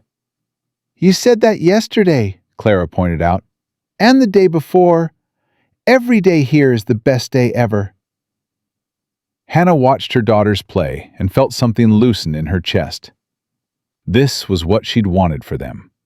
Safety, joy, the chance to be children instead of survivors. Samuel tugged on her coat. "Mama, can I help Mr. Caleb with the horses?" "If he says it's okay." Samuel ran toward the barn, his small boots leaving deep prints in the snow. "He's attached," Clara said quietly, coming to stand beside her mother. "I know. What happens when we leave?" Hannah didn't answer. Couldn't answer. Because the truth was, she wasn't sure they would leave. And she wasn't sure how to feel about that. The afternoon brought a discovery that changed everything. Hannah was cleaning upstairs, airing out the guest rooms that had been closed during the storm. She'd done this before, working around the closed door at the end of the hall, respecting Caleb's boundary. But today, that door was open. Not all the way, just a crack, just enough that Hannah could see a sliver of the room beyond.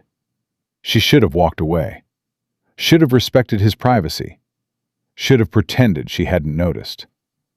But something pulled her forward. Some instinct she couldn't name. She pushed the door open.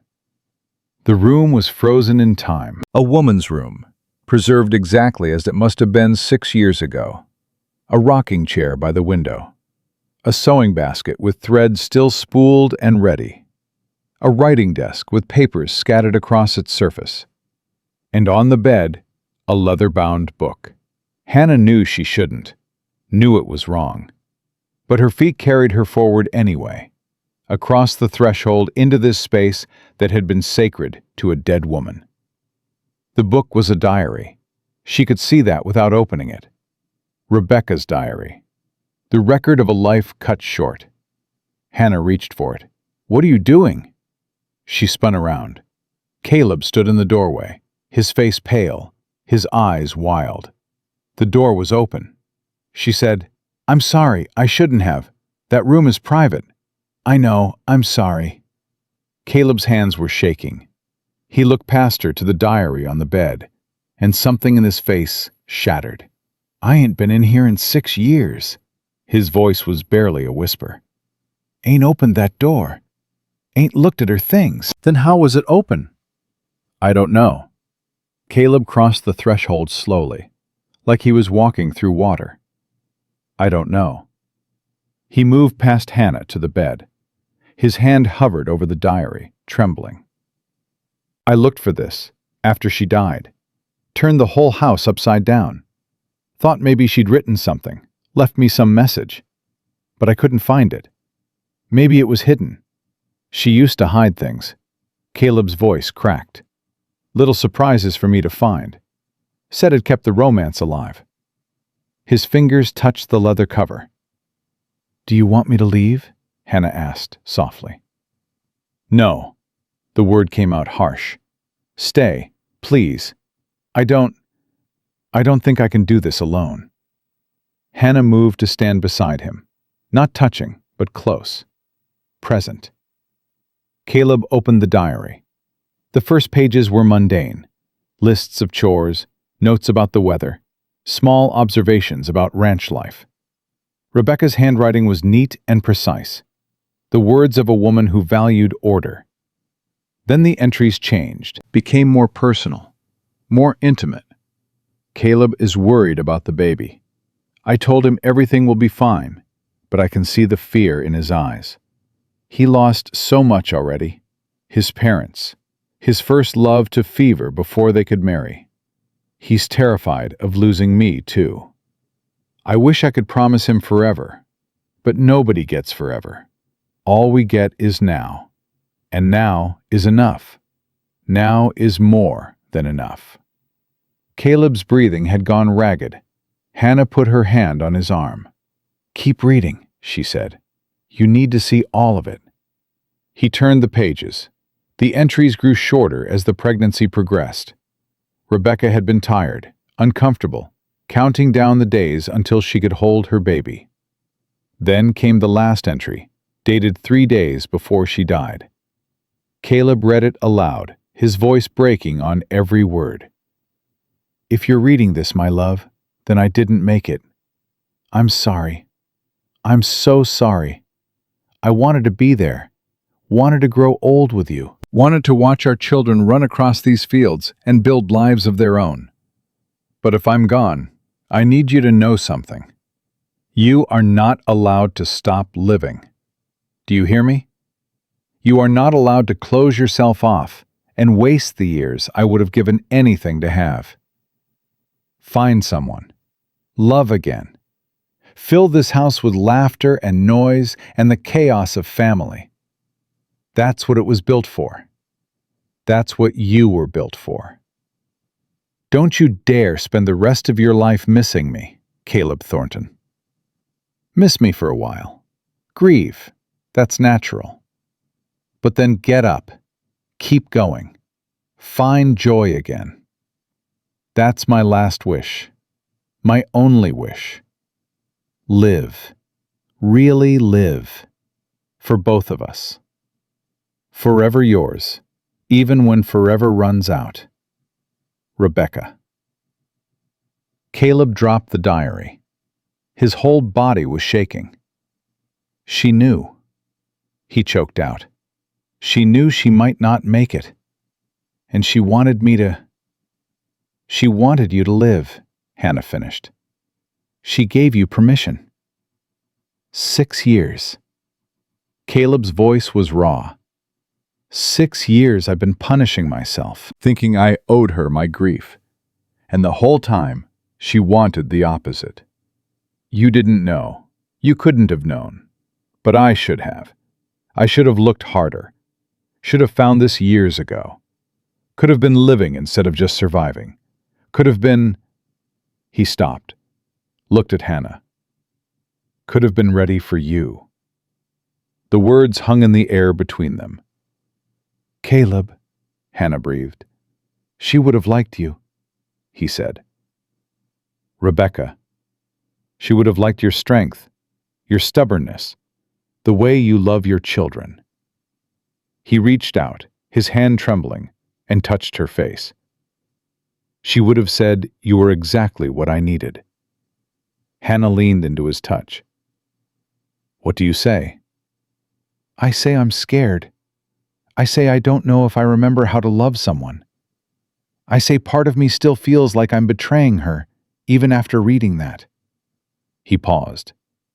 But I also say that when I look at you, I feel something I ain't felt in 6 years. Something that feels like hope. And I ain't ready to give that up. Then don't. Caleb leaned forward. Hannah met him halfway. The kiss was soft, tentative. Two people who'd forgotten how to be gentle, remembering together. When they pulled apart, Caleb rested his forehead against hers. One day at a time, he whispered. One day at a time. Behind them, the storm clouds were clearing. Light poured through Rebecca's window, illuminating the diary on the bed. And somewhere, Hannah could almost imagine a woman with neat handwriting and a love of hidden surprises, smiling at what she saw. Clara saw them come down the stairs together. She was in the kitchen, helping Lily make lunch, when she heard their footsteps. Different than before. Closer. More in sync. And when they appeared in the doorway, Clara knew immediately that something had shifted. Her mother's cheeks were flushed. Caleb's eyes were brighter than she'd ever seen them. They weren't touching, but the space between them hummed with something new. "Mama?" Clara's voice was careful. "Everything okay?" Everything's fine, baby. Hannah moved to the stove, not quite meeting her daughter's eyes. Better than fine. Clara looked at Caleb. He met her gaze directly, and she saw something there she hadn't seen before. Hope. Real hope. Not the desperate kind that came before disappointment. "Found something upstairs," Caleb said. "Something I've been looking for a long time." "What?" "Answers." He sat down at the table, and Samuel immediately climbed into the chair beside him. "Turns out my wife left me a message before she died. Took 6 years to find it." Lily abandoned her lunch preparations. "What did it say?" Caleb glanced at Hannah, then back at Lily. "She said she wanted me to be happy, to stop grieving and start living, to find someone to love again." Lily's face lit up. "Like Mama?" Clara's stomach dropped. "Lily." Hannah's voice was sharp. "That ain't appropriate." "But it's true, ain't it?" Lily looked between the adults with that unsettling perception she carried. "You like each other. Anyone can see it." The kitchen went quiet. Samuel looked confused. Clara held her breath. Caleb spoke first. "Your sister ain't wrong." He looked at Hannah, then at Clara. "I care about your mother, and I care about all of you. What happens with that caring? Where it goes from here? That's something we're figuring out together, one day at a time." Clara studied him. This man who'd saved her brother, who'd given them shelter, who'd shown more patience in a week than her father had shown in years. "You hurt her, I'll kill you." The words came out flat, matter of fact. Clara meant every one. "Clara!" Hannah was horrified. But Caleb nodded slowly. "Fair enough. If I hurt her, I'll deserve it." Something passed between them, an understanding. Clara wasn't giving her blessing, not yet. But she was giving him a chance, a real one. Lily broke the tension by throwing her arms around Caleb's neck. "Does this mean we get to stay forever?" Caleb's arms came up around her, and Clara saw his eyes close briefly. Saw something that might have been tears. "That's up to your mama," he said. "But I'm hoping so." All eyes turned to Hannah. She stood by the stove, her back straight, her hands trembling slightly at her sides. Clara knew that posture. Her mother was scared.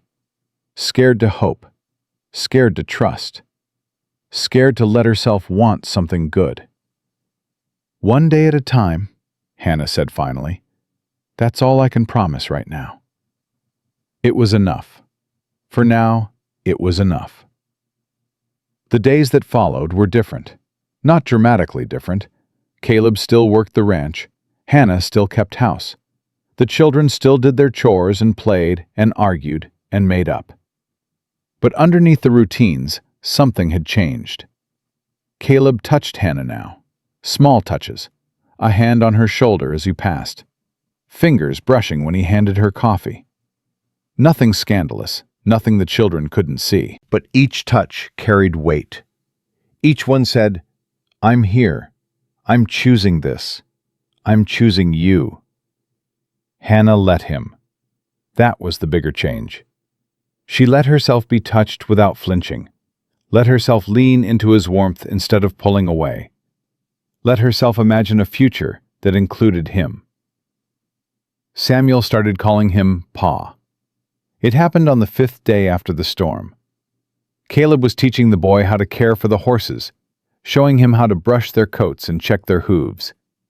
Samuel listened with rapt attention, his small hands mimicking Caleb's movements. "Am I doing it right, Pa?" The word slipped out naturally, like it had always been there, waiting. Caleb went still. His whole body froze, the brush suspended in midair. Samuel didn't seem to notice what he'd said. He just kept brushing, tongue poking out in concentration. "Yeah," Caleb's voice came out rough. "Yeah, son. You're doing it just right." He looked up and found Hannah watching from the barn door. Tears were streaming down her face. She nodded once and walked away, unable to speak. That night, after the children were asleep, Caleb found her on the porch again. It had become their place, the spot where they could talk without little ears listening. "Samuel called me Pa today." "I heard." Caleb sat down beside her. His hands hung between his knees, and Hannah could see them shaking. "I ain't never been nobody's pa before." "You could be." Hannah's voice was soft. "If you wanted." "What about their real father?" "William lost the right to be called their father years ago." Hannah's jaw tightened. "He hurt them, scared them, made them think that's what fathers do.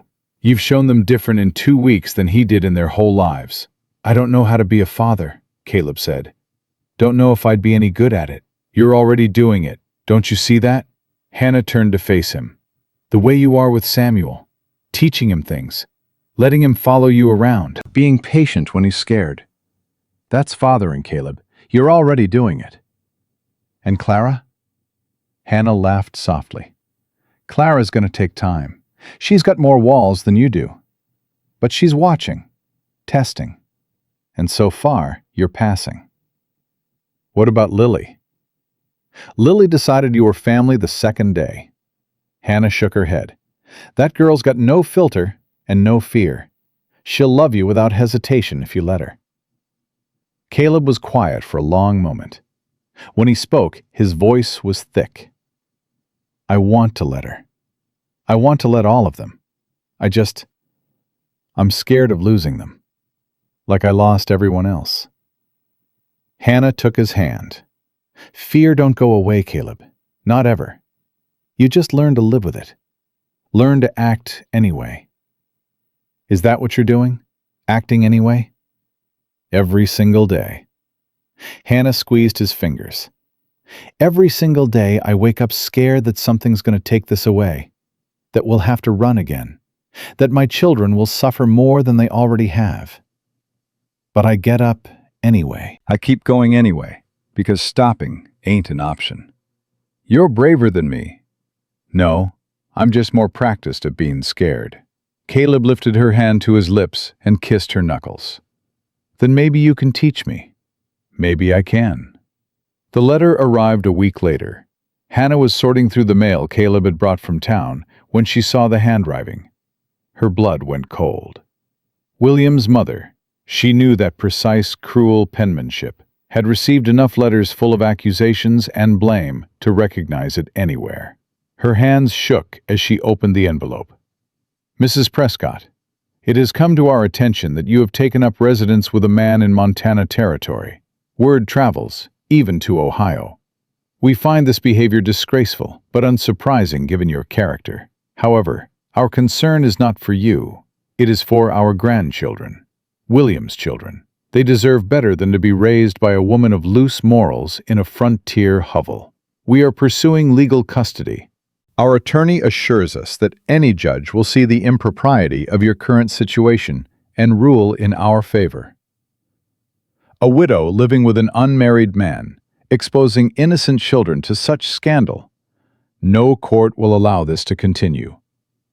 You have 1 month to surrender the children voluntarily. If you do not, we will come for them. And we will win. Consider this your only warning. Margaret Prescott."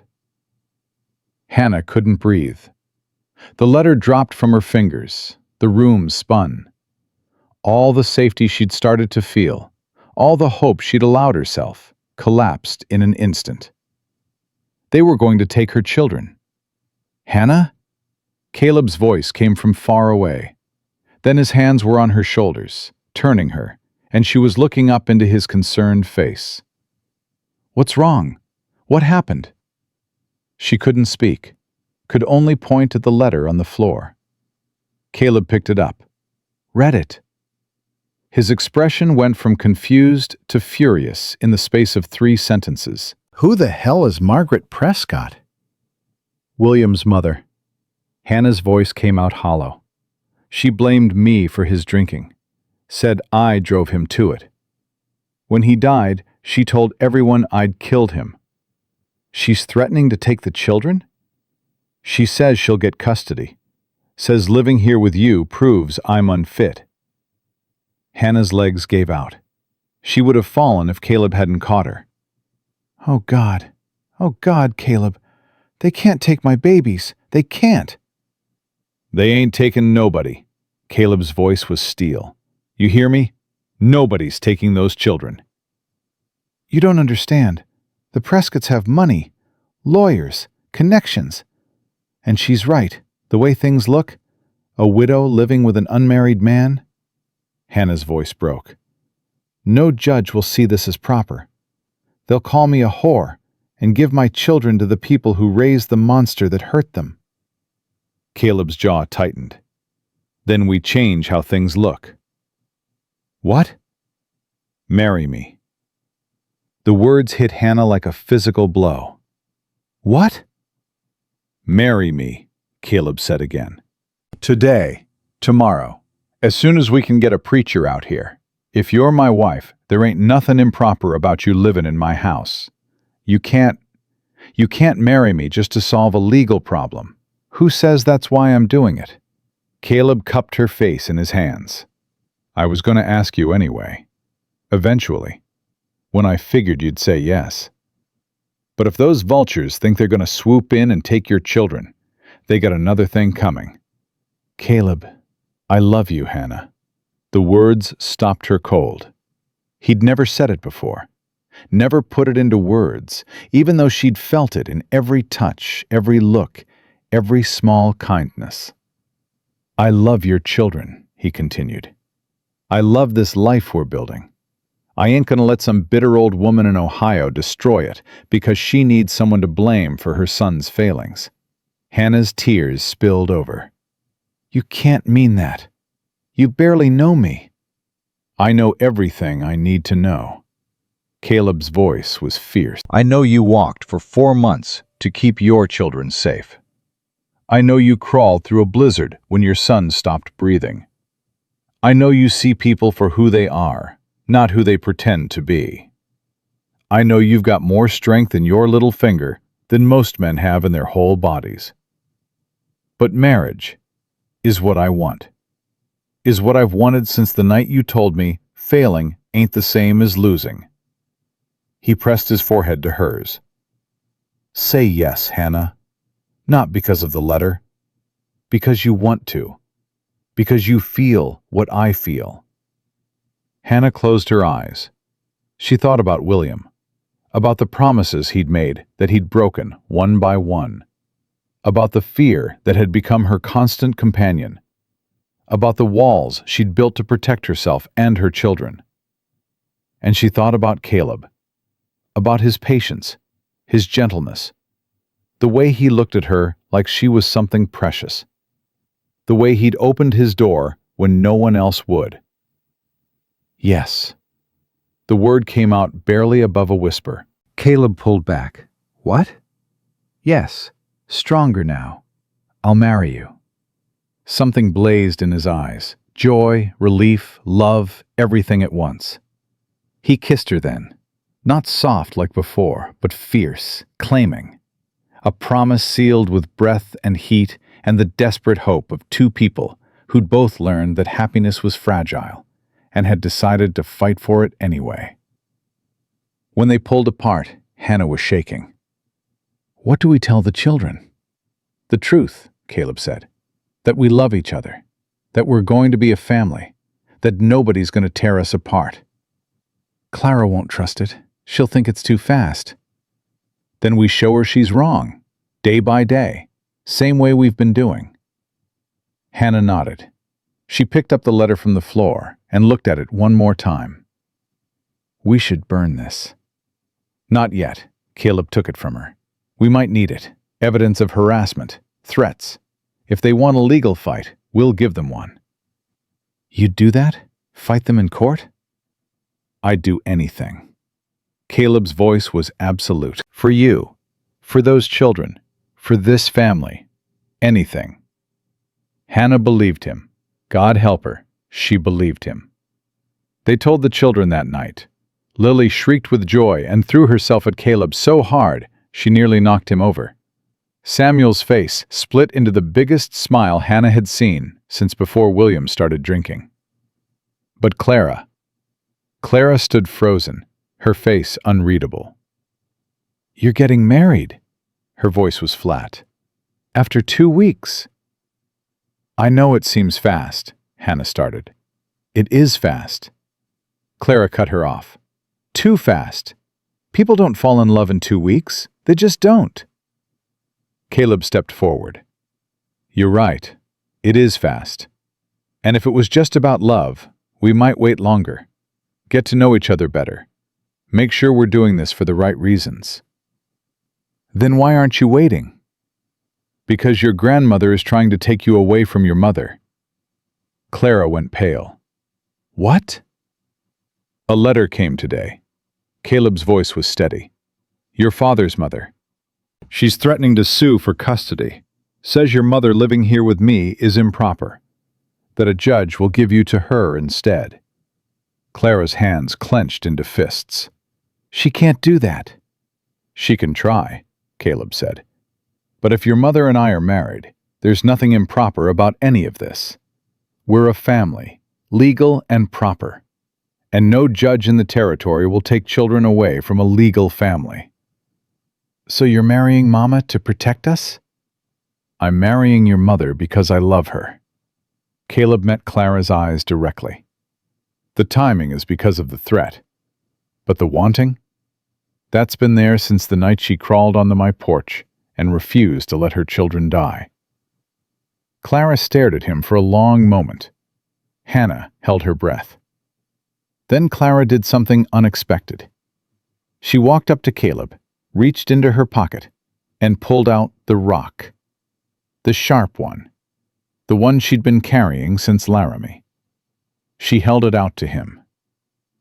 "This is for you." Caleb looked at the rock, then at Clara. "I don't understand. It's my protection rock." Clara's voice was steady. "I kept it because I didn't trust anyone to keep us safe. But if you're going to marry Mama, then you need to keep us safe instead. That's your job now." Caleb took the rock carefully, like it was made of glass instead of stone. "I'll keep it sharp," he said quietly. "Just in case." Clara nodded. Something in her posture shifted. Released. The last wall finally coming down. "Okay," she said. "Okay. You can marry my mother." Hannah started crying. She couldn't help it. Her fierce, protective, wounded daughter had just given her blessing in the most Clara way possible. "Does this mean I get to be a flower girl?" Lily demanded. The laughter that followed broke the tension.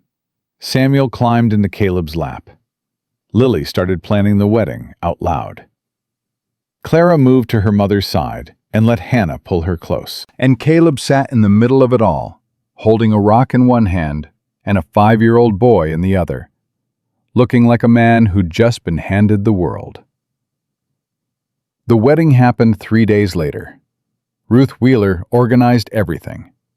She descended on the ranch with food and fabric and a determination that brooked no argument. "You're getting married proper," she declared. "None of this courthouse nonsense. We're doing this right." The neighbors came. All of them. The Hendersons and the Dawsons and the Millers with their frog-loving son. They filled the house that had been empty for so long, brought food and laughter and the warmth of community. Hannah wore a dress Ruth had altered from one of her own. It wasn't fancy, but it was clean and beautiful, and made Hannah feel like someone worth celebrating. The children stood with them. Lily in her role as flower girl, scattering dry petals she'd saved from God knows where. Samuel beside Caleb, solemn and proud. Clara next to her mother, the rock's absence from her pocket, a visible sign of trust. The preacher was an older man with kind eyes who'd known Caleb for years. "Dearly beloved," he began, "we are gathered here today to witness the joining of two souls who have found each other through hardship and hope." Hannah looked at Caleb. He looked back at her. In his eyes, she saw everything. The grief he'd carried, the walls he'd built, the courage it had taken to tear them down. And she saw the future, their future, whatever it held. "Do you, Caleb Thornton, take this woman to be your lawfully wedded wife?" "I do." "Do you, Hannah Prescott, take this man to be your lawfully wedded husband?" Hannah's voice didn't waver.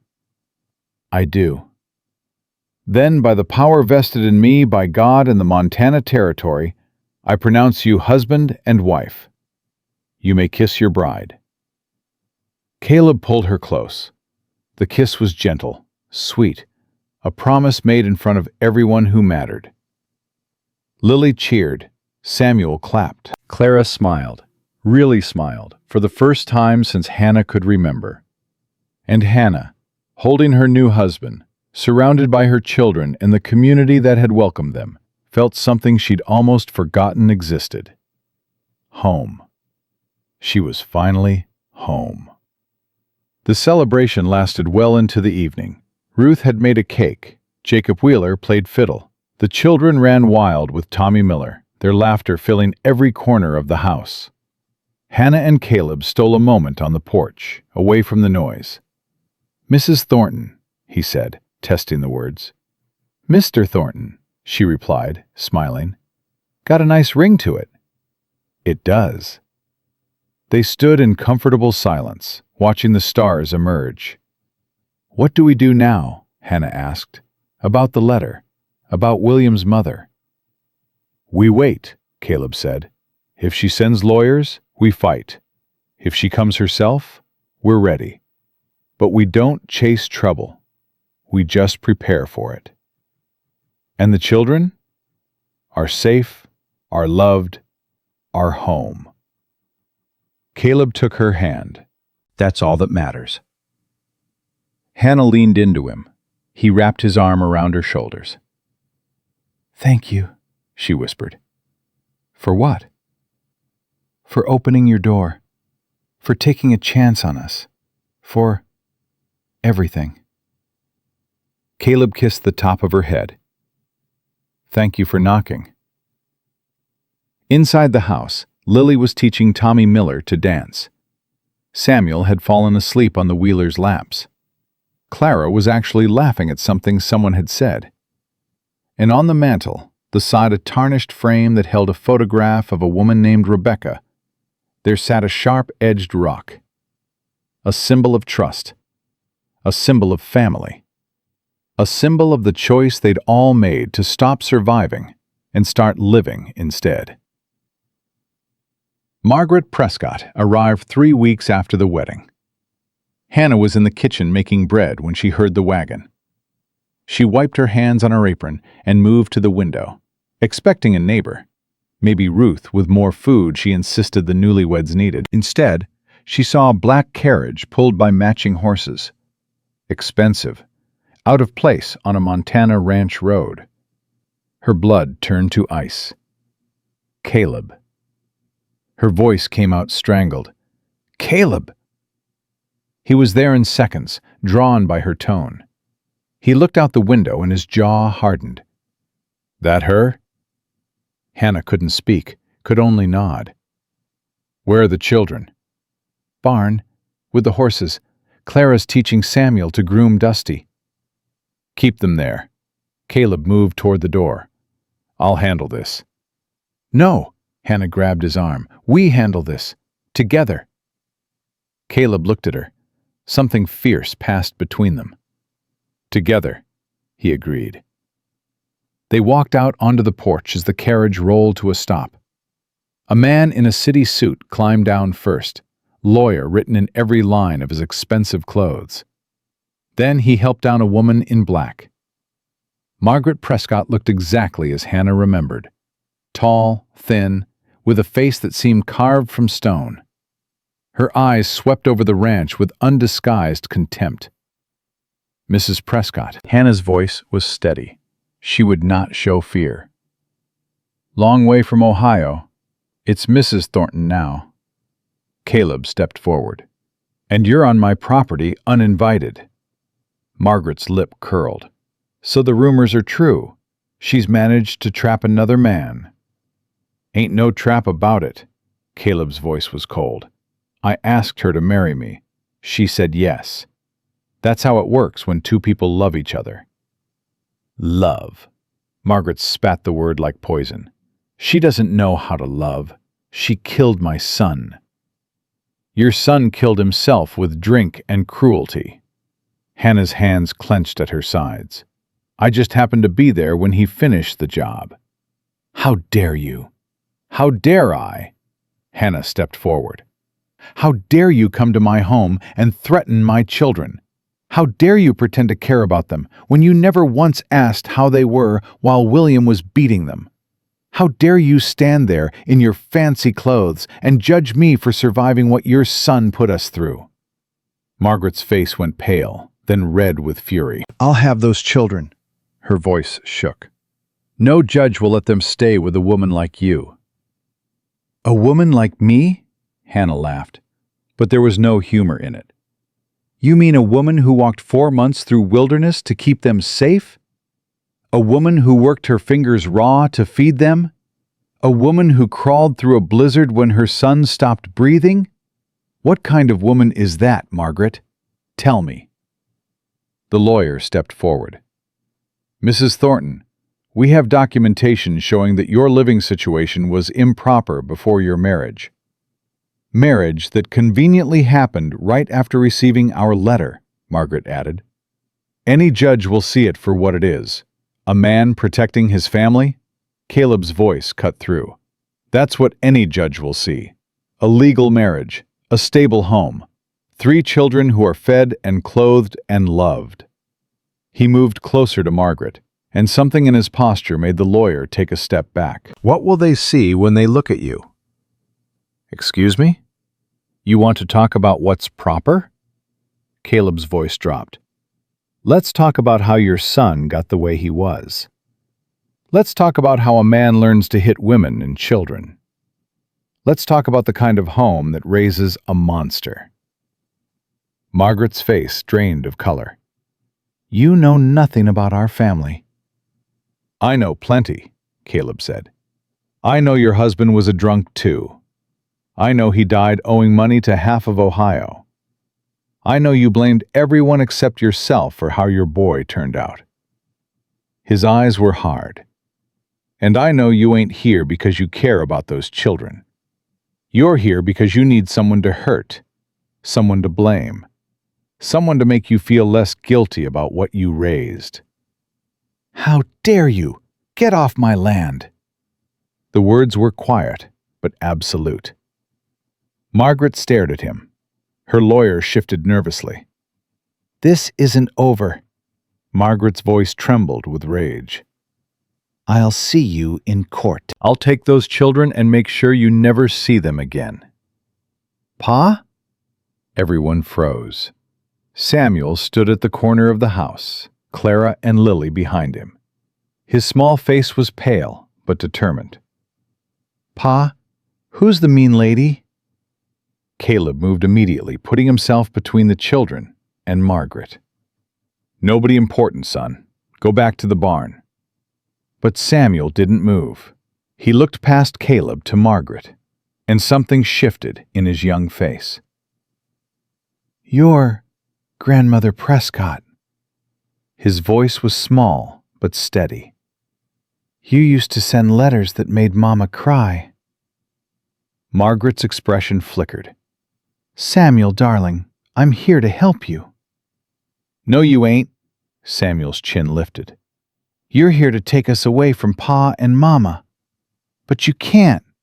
We're a family now. We're happy." "You don't understand, child." Margaret took a step forward.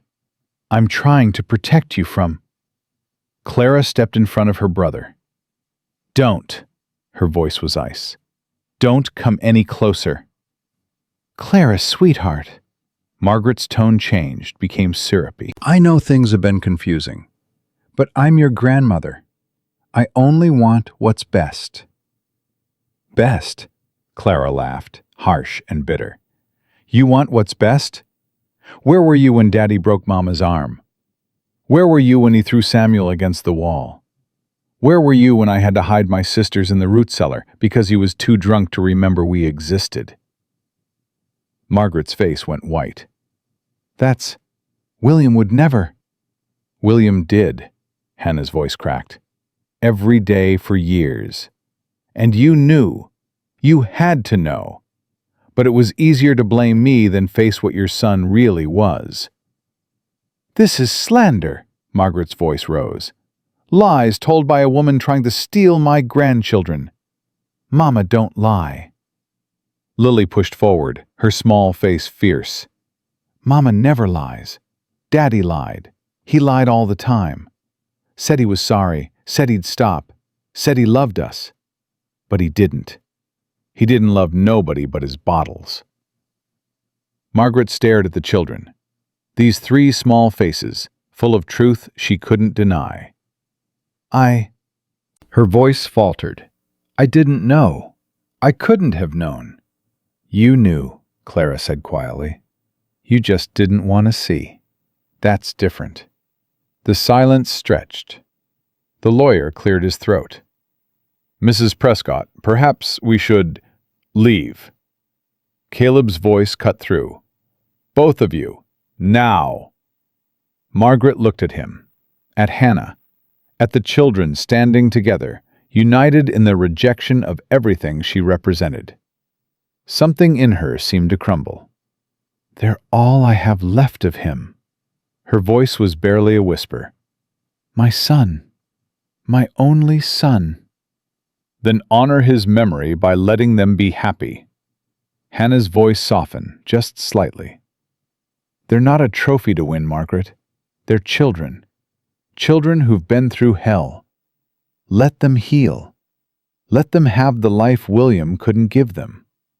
Margaret's eyes filled with tears. For a moment, she looked less like a monster and more like what she was, a grieving mother who'd lost her way. "I raised him better than that." Her voice broke. "I tried to raise him better." "I know you did," Hannah said. "But sometimes trying ain't enough. Sometimes our children become things we don't recognize. That ain't entirely your fault. But punishing mine for your grief? That is." Margaret stood frozen. The lawyer touched her arm. "Mrs. Prescott, we should go. We can discuss our options on the way back." "Options." Margaret repeated the word like it was foreign. She looked at her grandchildren one more time, at Clara's fierce protectiveness, at Lily's defiant spirit, at Samuel pressed against Caleb's leg, trusting the man who'd become his father. Then she did something no one expected. "I'm sorry."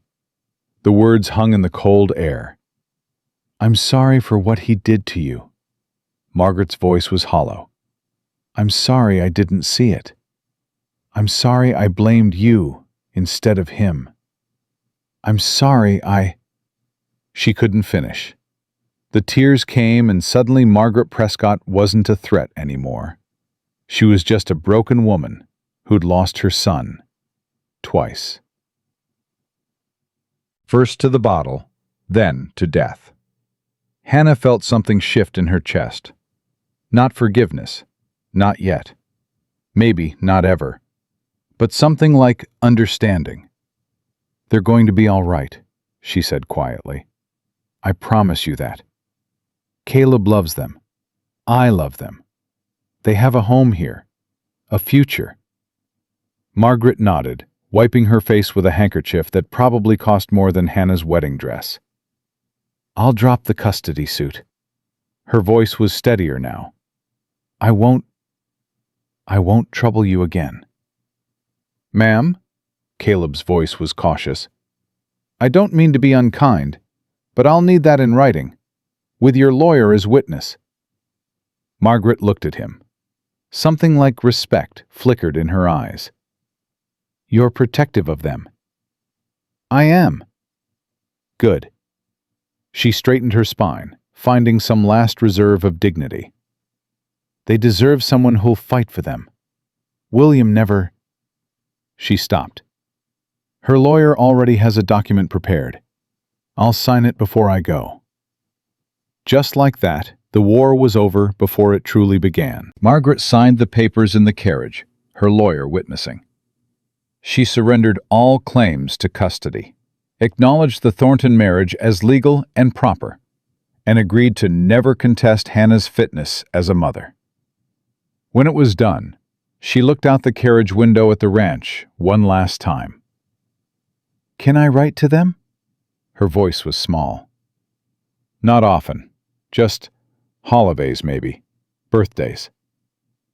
Hannah looked at the children, at Clara, who'd protected her siblings with everything she had, at Lily, whose fierce spirit refused to be broken, at Samuel, who'd found a father in a stranger's kindness. "That's up to them," Hannah said. "When they're ready, if they ever are." Margaret nodded. She accepted it. Maybe because she knew it was more than she deserved. The carriage pulled away, disappearing down the road toward Elkhorn. Hannah watched until it was gone, then turned to her family.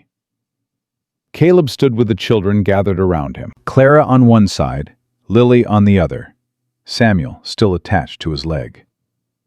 They looked at her with various expressions of shock and relief and something else. Pride. "Mama, you were amazing," Lily breathed. "You told her and she just went away. She listened." Hannah walked toward them. Sometimes that's all people need. Someone to tell them the truth they've been hiding from. "Will she really leave us alone?" Clara's voice was careful. "She signed papers," Caleb said. "Legal ones. If she comes back, we've got law on our side." "But you don't think she will?" Clara studied him. "Come back, I mean." "No," Caleb shook his head. "I think she finally saw the truth, and the truth set her free, even if it broke her heart to see it." Hannah reached them, and Caleb pulled her into the circle, his arm around her waist, the children pressed close, all of them holding each other. This was her family now. This was her home. "It's over," she whispered. "No, Mama." Lily grinned up at her. It's just starting. The weeks that followed were the happiest of Hannah's life. Spring came slowly to Montana, melting the snow and revealing green beneath. The ranch woke from its winter sleep, and Caleb taught the children about planting and growing and the rhythm of life on the land. Clara started school in Elkhorn. She came home the first day with a bloody nose and a satisfied smile. Tommy Miller said girls couldn't do arithmetic. She announced at dinner, "I showed him different." Caleb choked on his coffee. "You hit Tommy Miller?" "He hit me first," Clara shrugged. "I hit back harder. Miss Holliday said I showed admirable spirit." Hannah tried to look stern and failed completely. "We don't solve problems with violence," she said, the words hollow in her own ears. "Unless someone hits first," Caleb added, "then you hit back twice as hard." "Caleb!" "What?" he grinned. "It's good advice." Clara smiled at him, a real smile, open and trusting. The last wall finally crumbled. "Thanks, Pa." The word made Caleb freeze. Clara had never called him that before. It had been Mr. Thornton, then Caleb, but never Pa. "You're welcome." His voice was rough. "Anytime."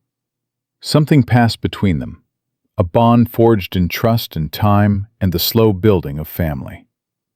Samuel flourished. The silent, frightened boy who'd arrived half dead in a blizzard became a chatterbox who couldn't stop talking about horses and farming and all the things Pa was teaching him. He followed Caleb everywhere, learning to ride, learning to rope, learning the 1,000 skills a rancher needed. And Caleb taught him with patience and pride, watching the boy grow stronger every day. "You've got a natural seat," Caleb said one afternoon, watching Samuel circle the corral on Dusty's back. "Better than I had at your age." "Really?" Samuel's face lit up. "Really." Caleb leaned on the fence. "Keep working at it. You'll be the best rider in the territory by the time you're grown." "I want to be just like you when I grow up." The words hit Caleb like a punch to the chest. He thought about who he'd been 6 months ago. A ghost haunting his own house. A man who'd given up on living. Now, a 5-year-old boy wanted to be just like him. "Nah," Caleb's voice was thick. "You be better than me. That's what sons are supposed to do." Samuel grinned and kept riding, and Caleb watched him with eyes that weren't quite dry. Lily remained Lily, untamable, unfiltered, utterly herself. She'd decided the ranch needed chickens and lobbied relentlessly until Caleb built a coop and Ruth Wheeler contributed a dozen hens. "I'm going to name them all after queens," Lily announced, introducing each bird to anyone who would listen. "This is Victoria, that's Elizabeth, and the grumpy one is Catherine." "Why queens?" Hannah asked. "Because chickens deserve to feel important too." There was no arguing with that logic. As for Hannah and Caleb, they found their rhythm. Days filled with work and laughter and the chaos of raising 3 children. Nights filled with quiet conversations and gentle touches, and the slow discovery of each other. They talked about everything. About the past and the future and the thousands of small things that made up a life. About Rebecca, whose diary now sat on the mantel beside Clara's rock. About William, whose shadow grew fainter with each passing day. About the people they'd been and the people they were becoming. "I don't deserve this," Caleb said one night, lying in bed with Hannah tucked against his side. "Deserve what?" "This." He gestured vaguely. "Happiness, family, you." Hannah propped herself up to look at him. "You know what I've learned?" "What?" "Nobody deserves anything, good or bad. We just get what we get, and we do our best with it." She touched his face. "You opened your door when you could have kept it closed. You let us in when you had every reason to keep us out. That's not about deserving. That's about choosing. I chose right." "Yeah, you did." She kissed him, and he pulled her close, and they fell asleep, tangled together the way they'd do for all the nights that followed. Summer arrived in a blaze of heat and growing things. Hannah's garden flourished. The one Rebecca had dreamed of, the one Caleb had never had the heart to plant. Tomatoes and beans and squash and herbs spreading across the plot they'd cleared together. She would have loved this. Caleb said, watching Hannah work among the rows. "I hope so." Hannah straightened, pushing hair from her face. "Sometimes I talk to her. Is that strange?" "No." Caleb shook his head. "Sometimes I do, too." "What do you say?" Caleb was quiet for a moment. "Thank you, mostly. For the diary. For telling me to live again. For making sure I was ready when you came along." Hannah smiled. "What do you think she says back?" "I think she says, 'Finally, you stubborn fool. Took you long enough.'" They laughed together, and somewhere in the gentle breeze Hannah could almost hear a woman's voice joining in. The year turned, seasons passed, the children grew. Clara became the top student in Elkhorn, sharp-tongued and brilliant, and headed for something bigger than ranch life. She talked about becoming a lawyer, about helping women like her mother, who had no one to fight for them. Caleb promised to send her to school back east when she was ready. Samuel grew tall and strong, Caleb's shadow in every way that mattered. He could ride and rope and handle a herd better than men twice his age. The fear that had lived in his eyes faded slowly, replaced by confidence and joy. Lily remained a force of nature. Her chicken empire expanded. Her laughter filled every corner of the house. She'd decided she was going to be a veterinarian, which she announced was a real job, even though Tommy Miller said it wasn't. And Hannah. Hannah found something she'd stopped believing in. Peace. Not the quiet kind that comes from being alone. The loud, chaotic kind that comes from being surrounded by people who love you. The kind where every room holds voices, and every day holds purpose, and every night ends with gratitude for what you have. One evening, as autumn painted the land in gold and red, Caleb found her on the porch. Their porch. The place where they'd first started to fall in love, even if they hadn't known it then. "Penny for your thoughts." Hannah leaned into him as he sat beside her. "I was thinking about the night I came here," she said. "How scared I was. How sure I was that we were going to die. And now? Now I can't imagine being anywhere else." Caleb was quiet for a moment. "You know what I was thinking that night?" "What?" "That when I opened the door and saw you kneeling there with your children, I thought the universe was playing a cruel joke, bringing life to a house I'd filled with death." He paused. "Turns out it wasn't a joke. It was a gift." "We almost didn't knock," Hannah admitted. "Clara wanted to keep walking, said no one would help us. I almost listened." "What made you stop?" "Samuel," Hannah's voice caught. "He looked up at me and said, 'Mama, I'm tired.' And I knew if I didn't try one more door, he'd never be anything again." Caleb took her hand. "You saved him." "No," Hannah shook her head. "You saved him. I just got him to your porch. You did the rest." "We saved each other," Caleb said. "All of us. That's what families do." The door opened behind them. Lily burst out, followed by Samuel and Clara. "Mama, Samuel won't let me braid his hair." "Because braids are for horses, not people." "Clara says I have to practice somewhere." The chaos swirled around them, familiar and beloved and absolutely perfect. Caleb stood up, lifting Lily onto his shoulders in one smooth motion. "How about this?" he said. "I'll let you braid my hair instead." Lily's eyes went wide. "Really?" "Really." Clara snorted. "This I have to see." They trooped inside, all 5 of them, leaving the empty porch and the setting sun and the memories of who they'd been before.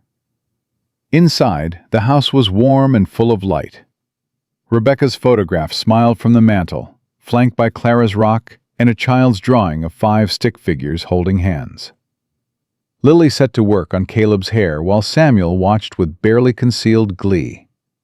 Clara pretended to read, but kept glancing up to laugh at the results. Hannah stood in the kitchen doorway, watching her family with a heart so full it hurt. This was what they'd built from nothing. From a knocked door and a desperate prayer and the courage to try one more time. This was what Rebecca had wished for. This was what William had tried to destroy and failed. This was home. Caleb caught her eye across the room. His hair was already a disaster of tiny braids sticking out at odd angles. He looked ridiculous and happy and utterly content. "Worth it," he mouthed. Hannah smiled back, tears pricking her eyes. Everything. That night, after the children were asleep and the house had settled into quiet, Hannah and Caleb stood together at the window, watching stars scatter across the Montana sky. "Thank you," Hannah whispered. "For what?" "For opening your door, for seeing us, for choosing us when you could have stayed safe and alone." Caleb turned her to face him. His hands cupped her face, gentle as always. "I wasn't living before you came," he said.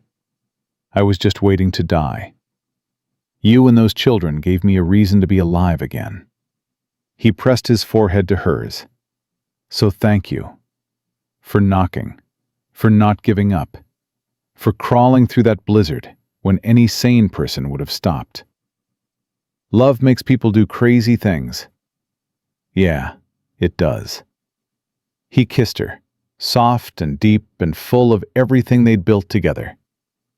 When they finally pulled apart, Hannah looked around the room, at the diary on the shelf, at the photographs in the walls, at the evidence of a life being lived instead of merely survived. She thought about the woman she'd been, beaten down, terrified, running with nothing but her children and her will to survive. She thought about the woman she was now, wife, mother, partner to a man who'd walked through his own fire to find her. She thought about all the doors that had closed, all the people who'd turned away, all the cold nights and empty stomachs, and moments when she'd wondered if the universe was punishing her for some sin she didn't remember committing. And then she thought about the one door that had opened. "I love you, Caleb Thornton." The words came easy now. She'd said them 100 times, would say them 1,000 more. "I love you too, Hannah Thornton." Outside, the wind blew across the prairie, carrying the scent of autumn and the promise of winter to come. Inside, the house stood warm and solid, filled with the sounds of sleeping children and the presence of two people who'd found each other against all odds. Hannah Prescott had crawled to a stranger's door on Christmas night, certain her son was dying, certain her life was over. Hannah Thornton stood in her own home with her husband beside her, knowing that everything she'd suffered had led to this moment. The door had opened, and nothing would ever close it again.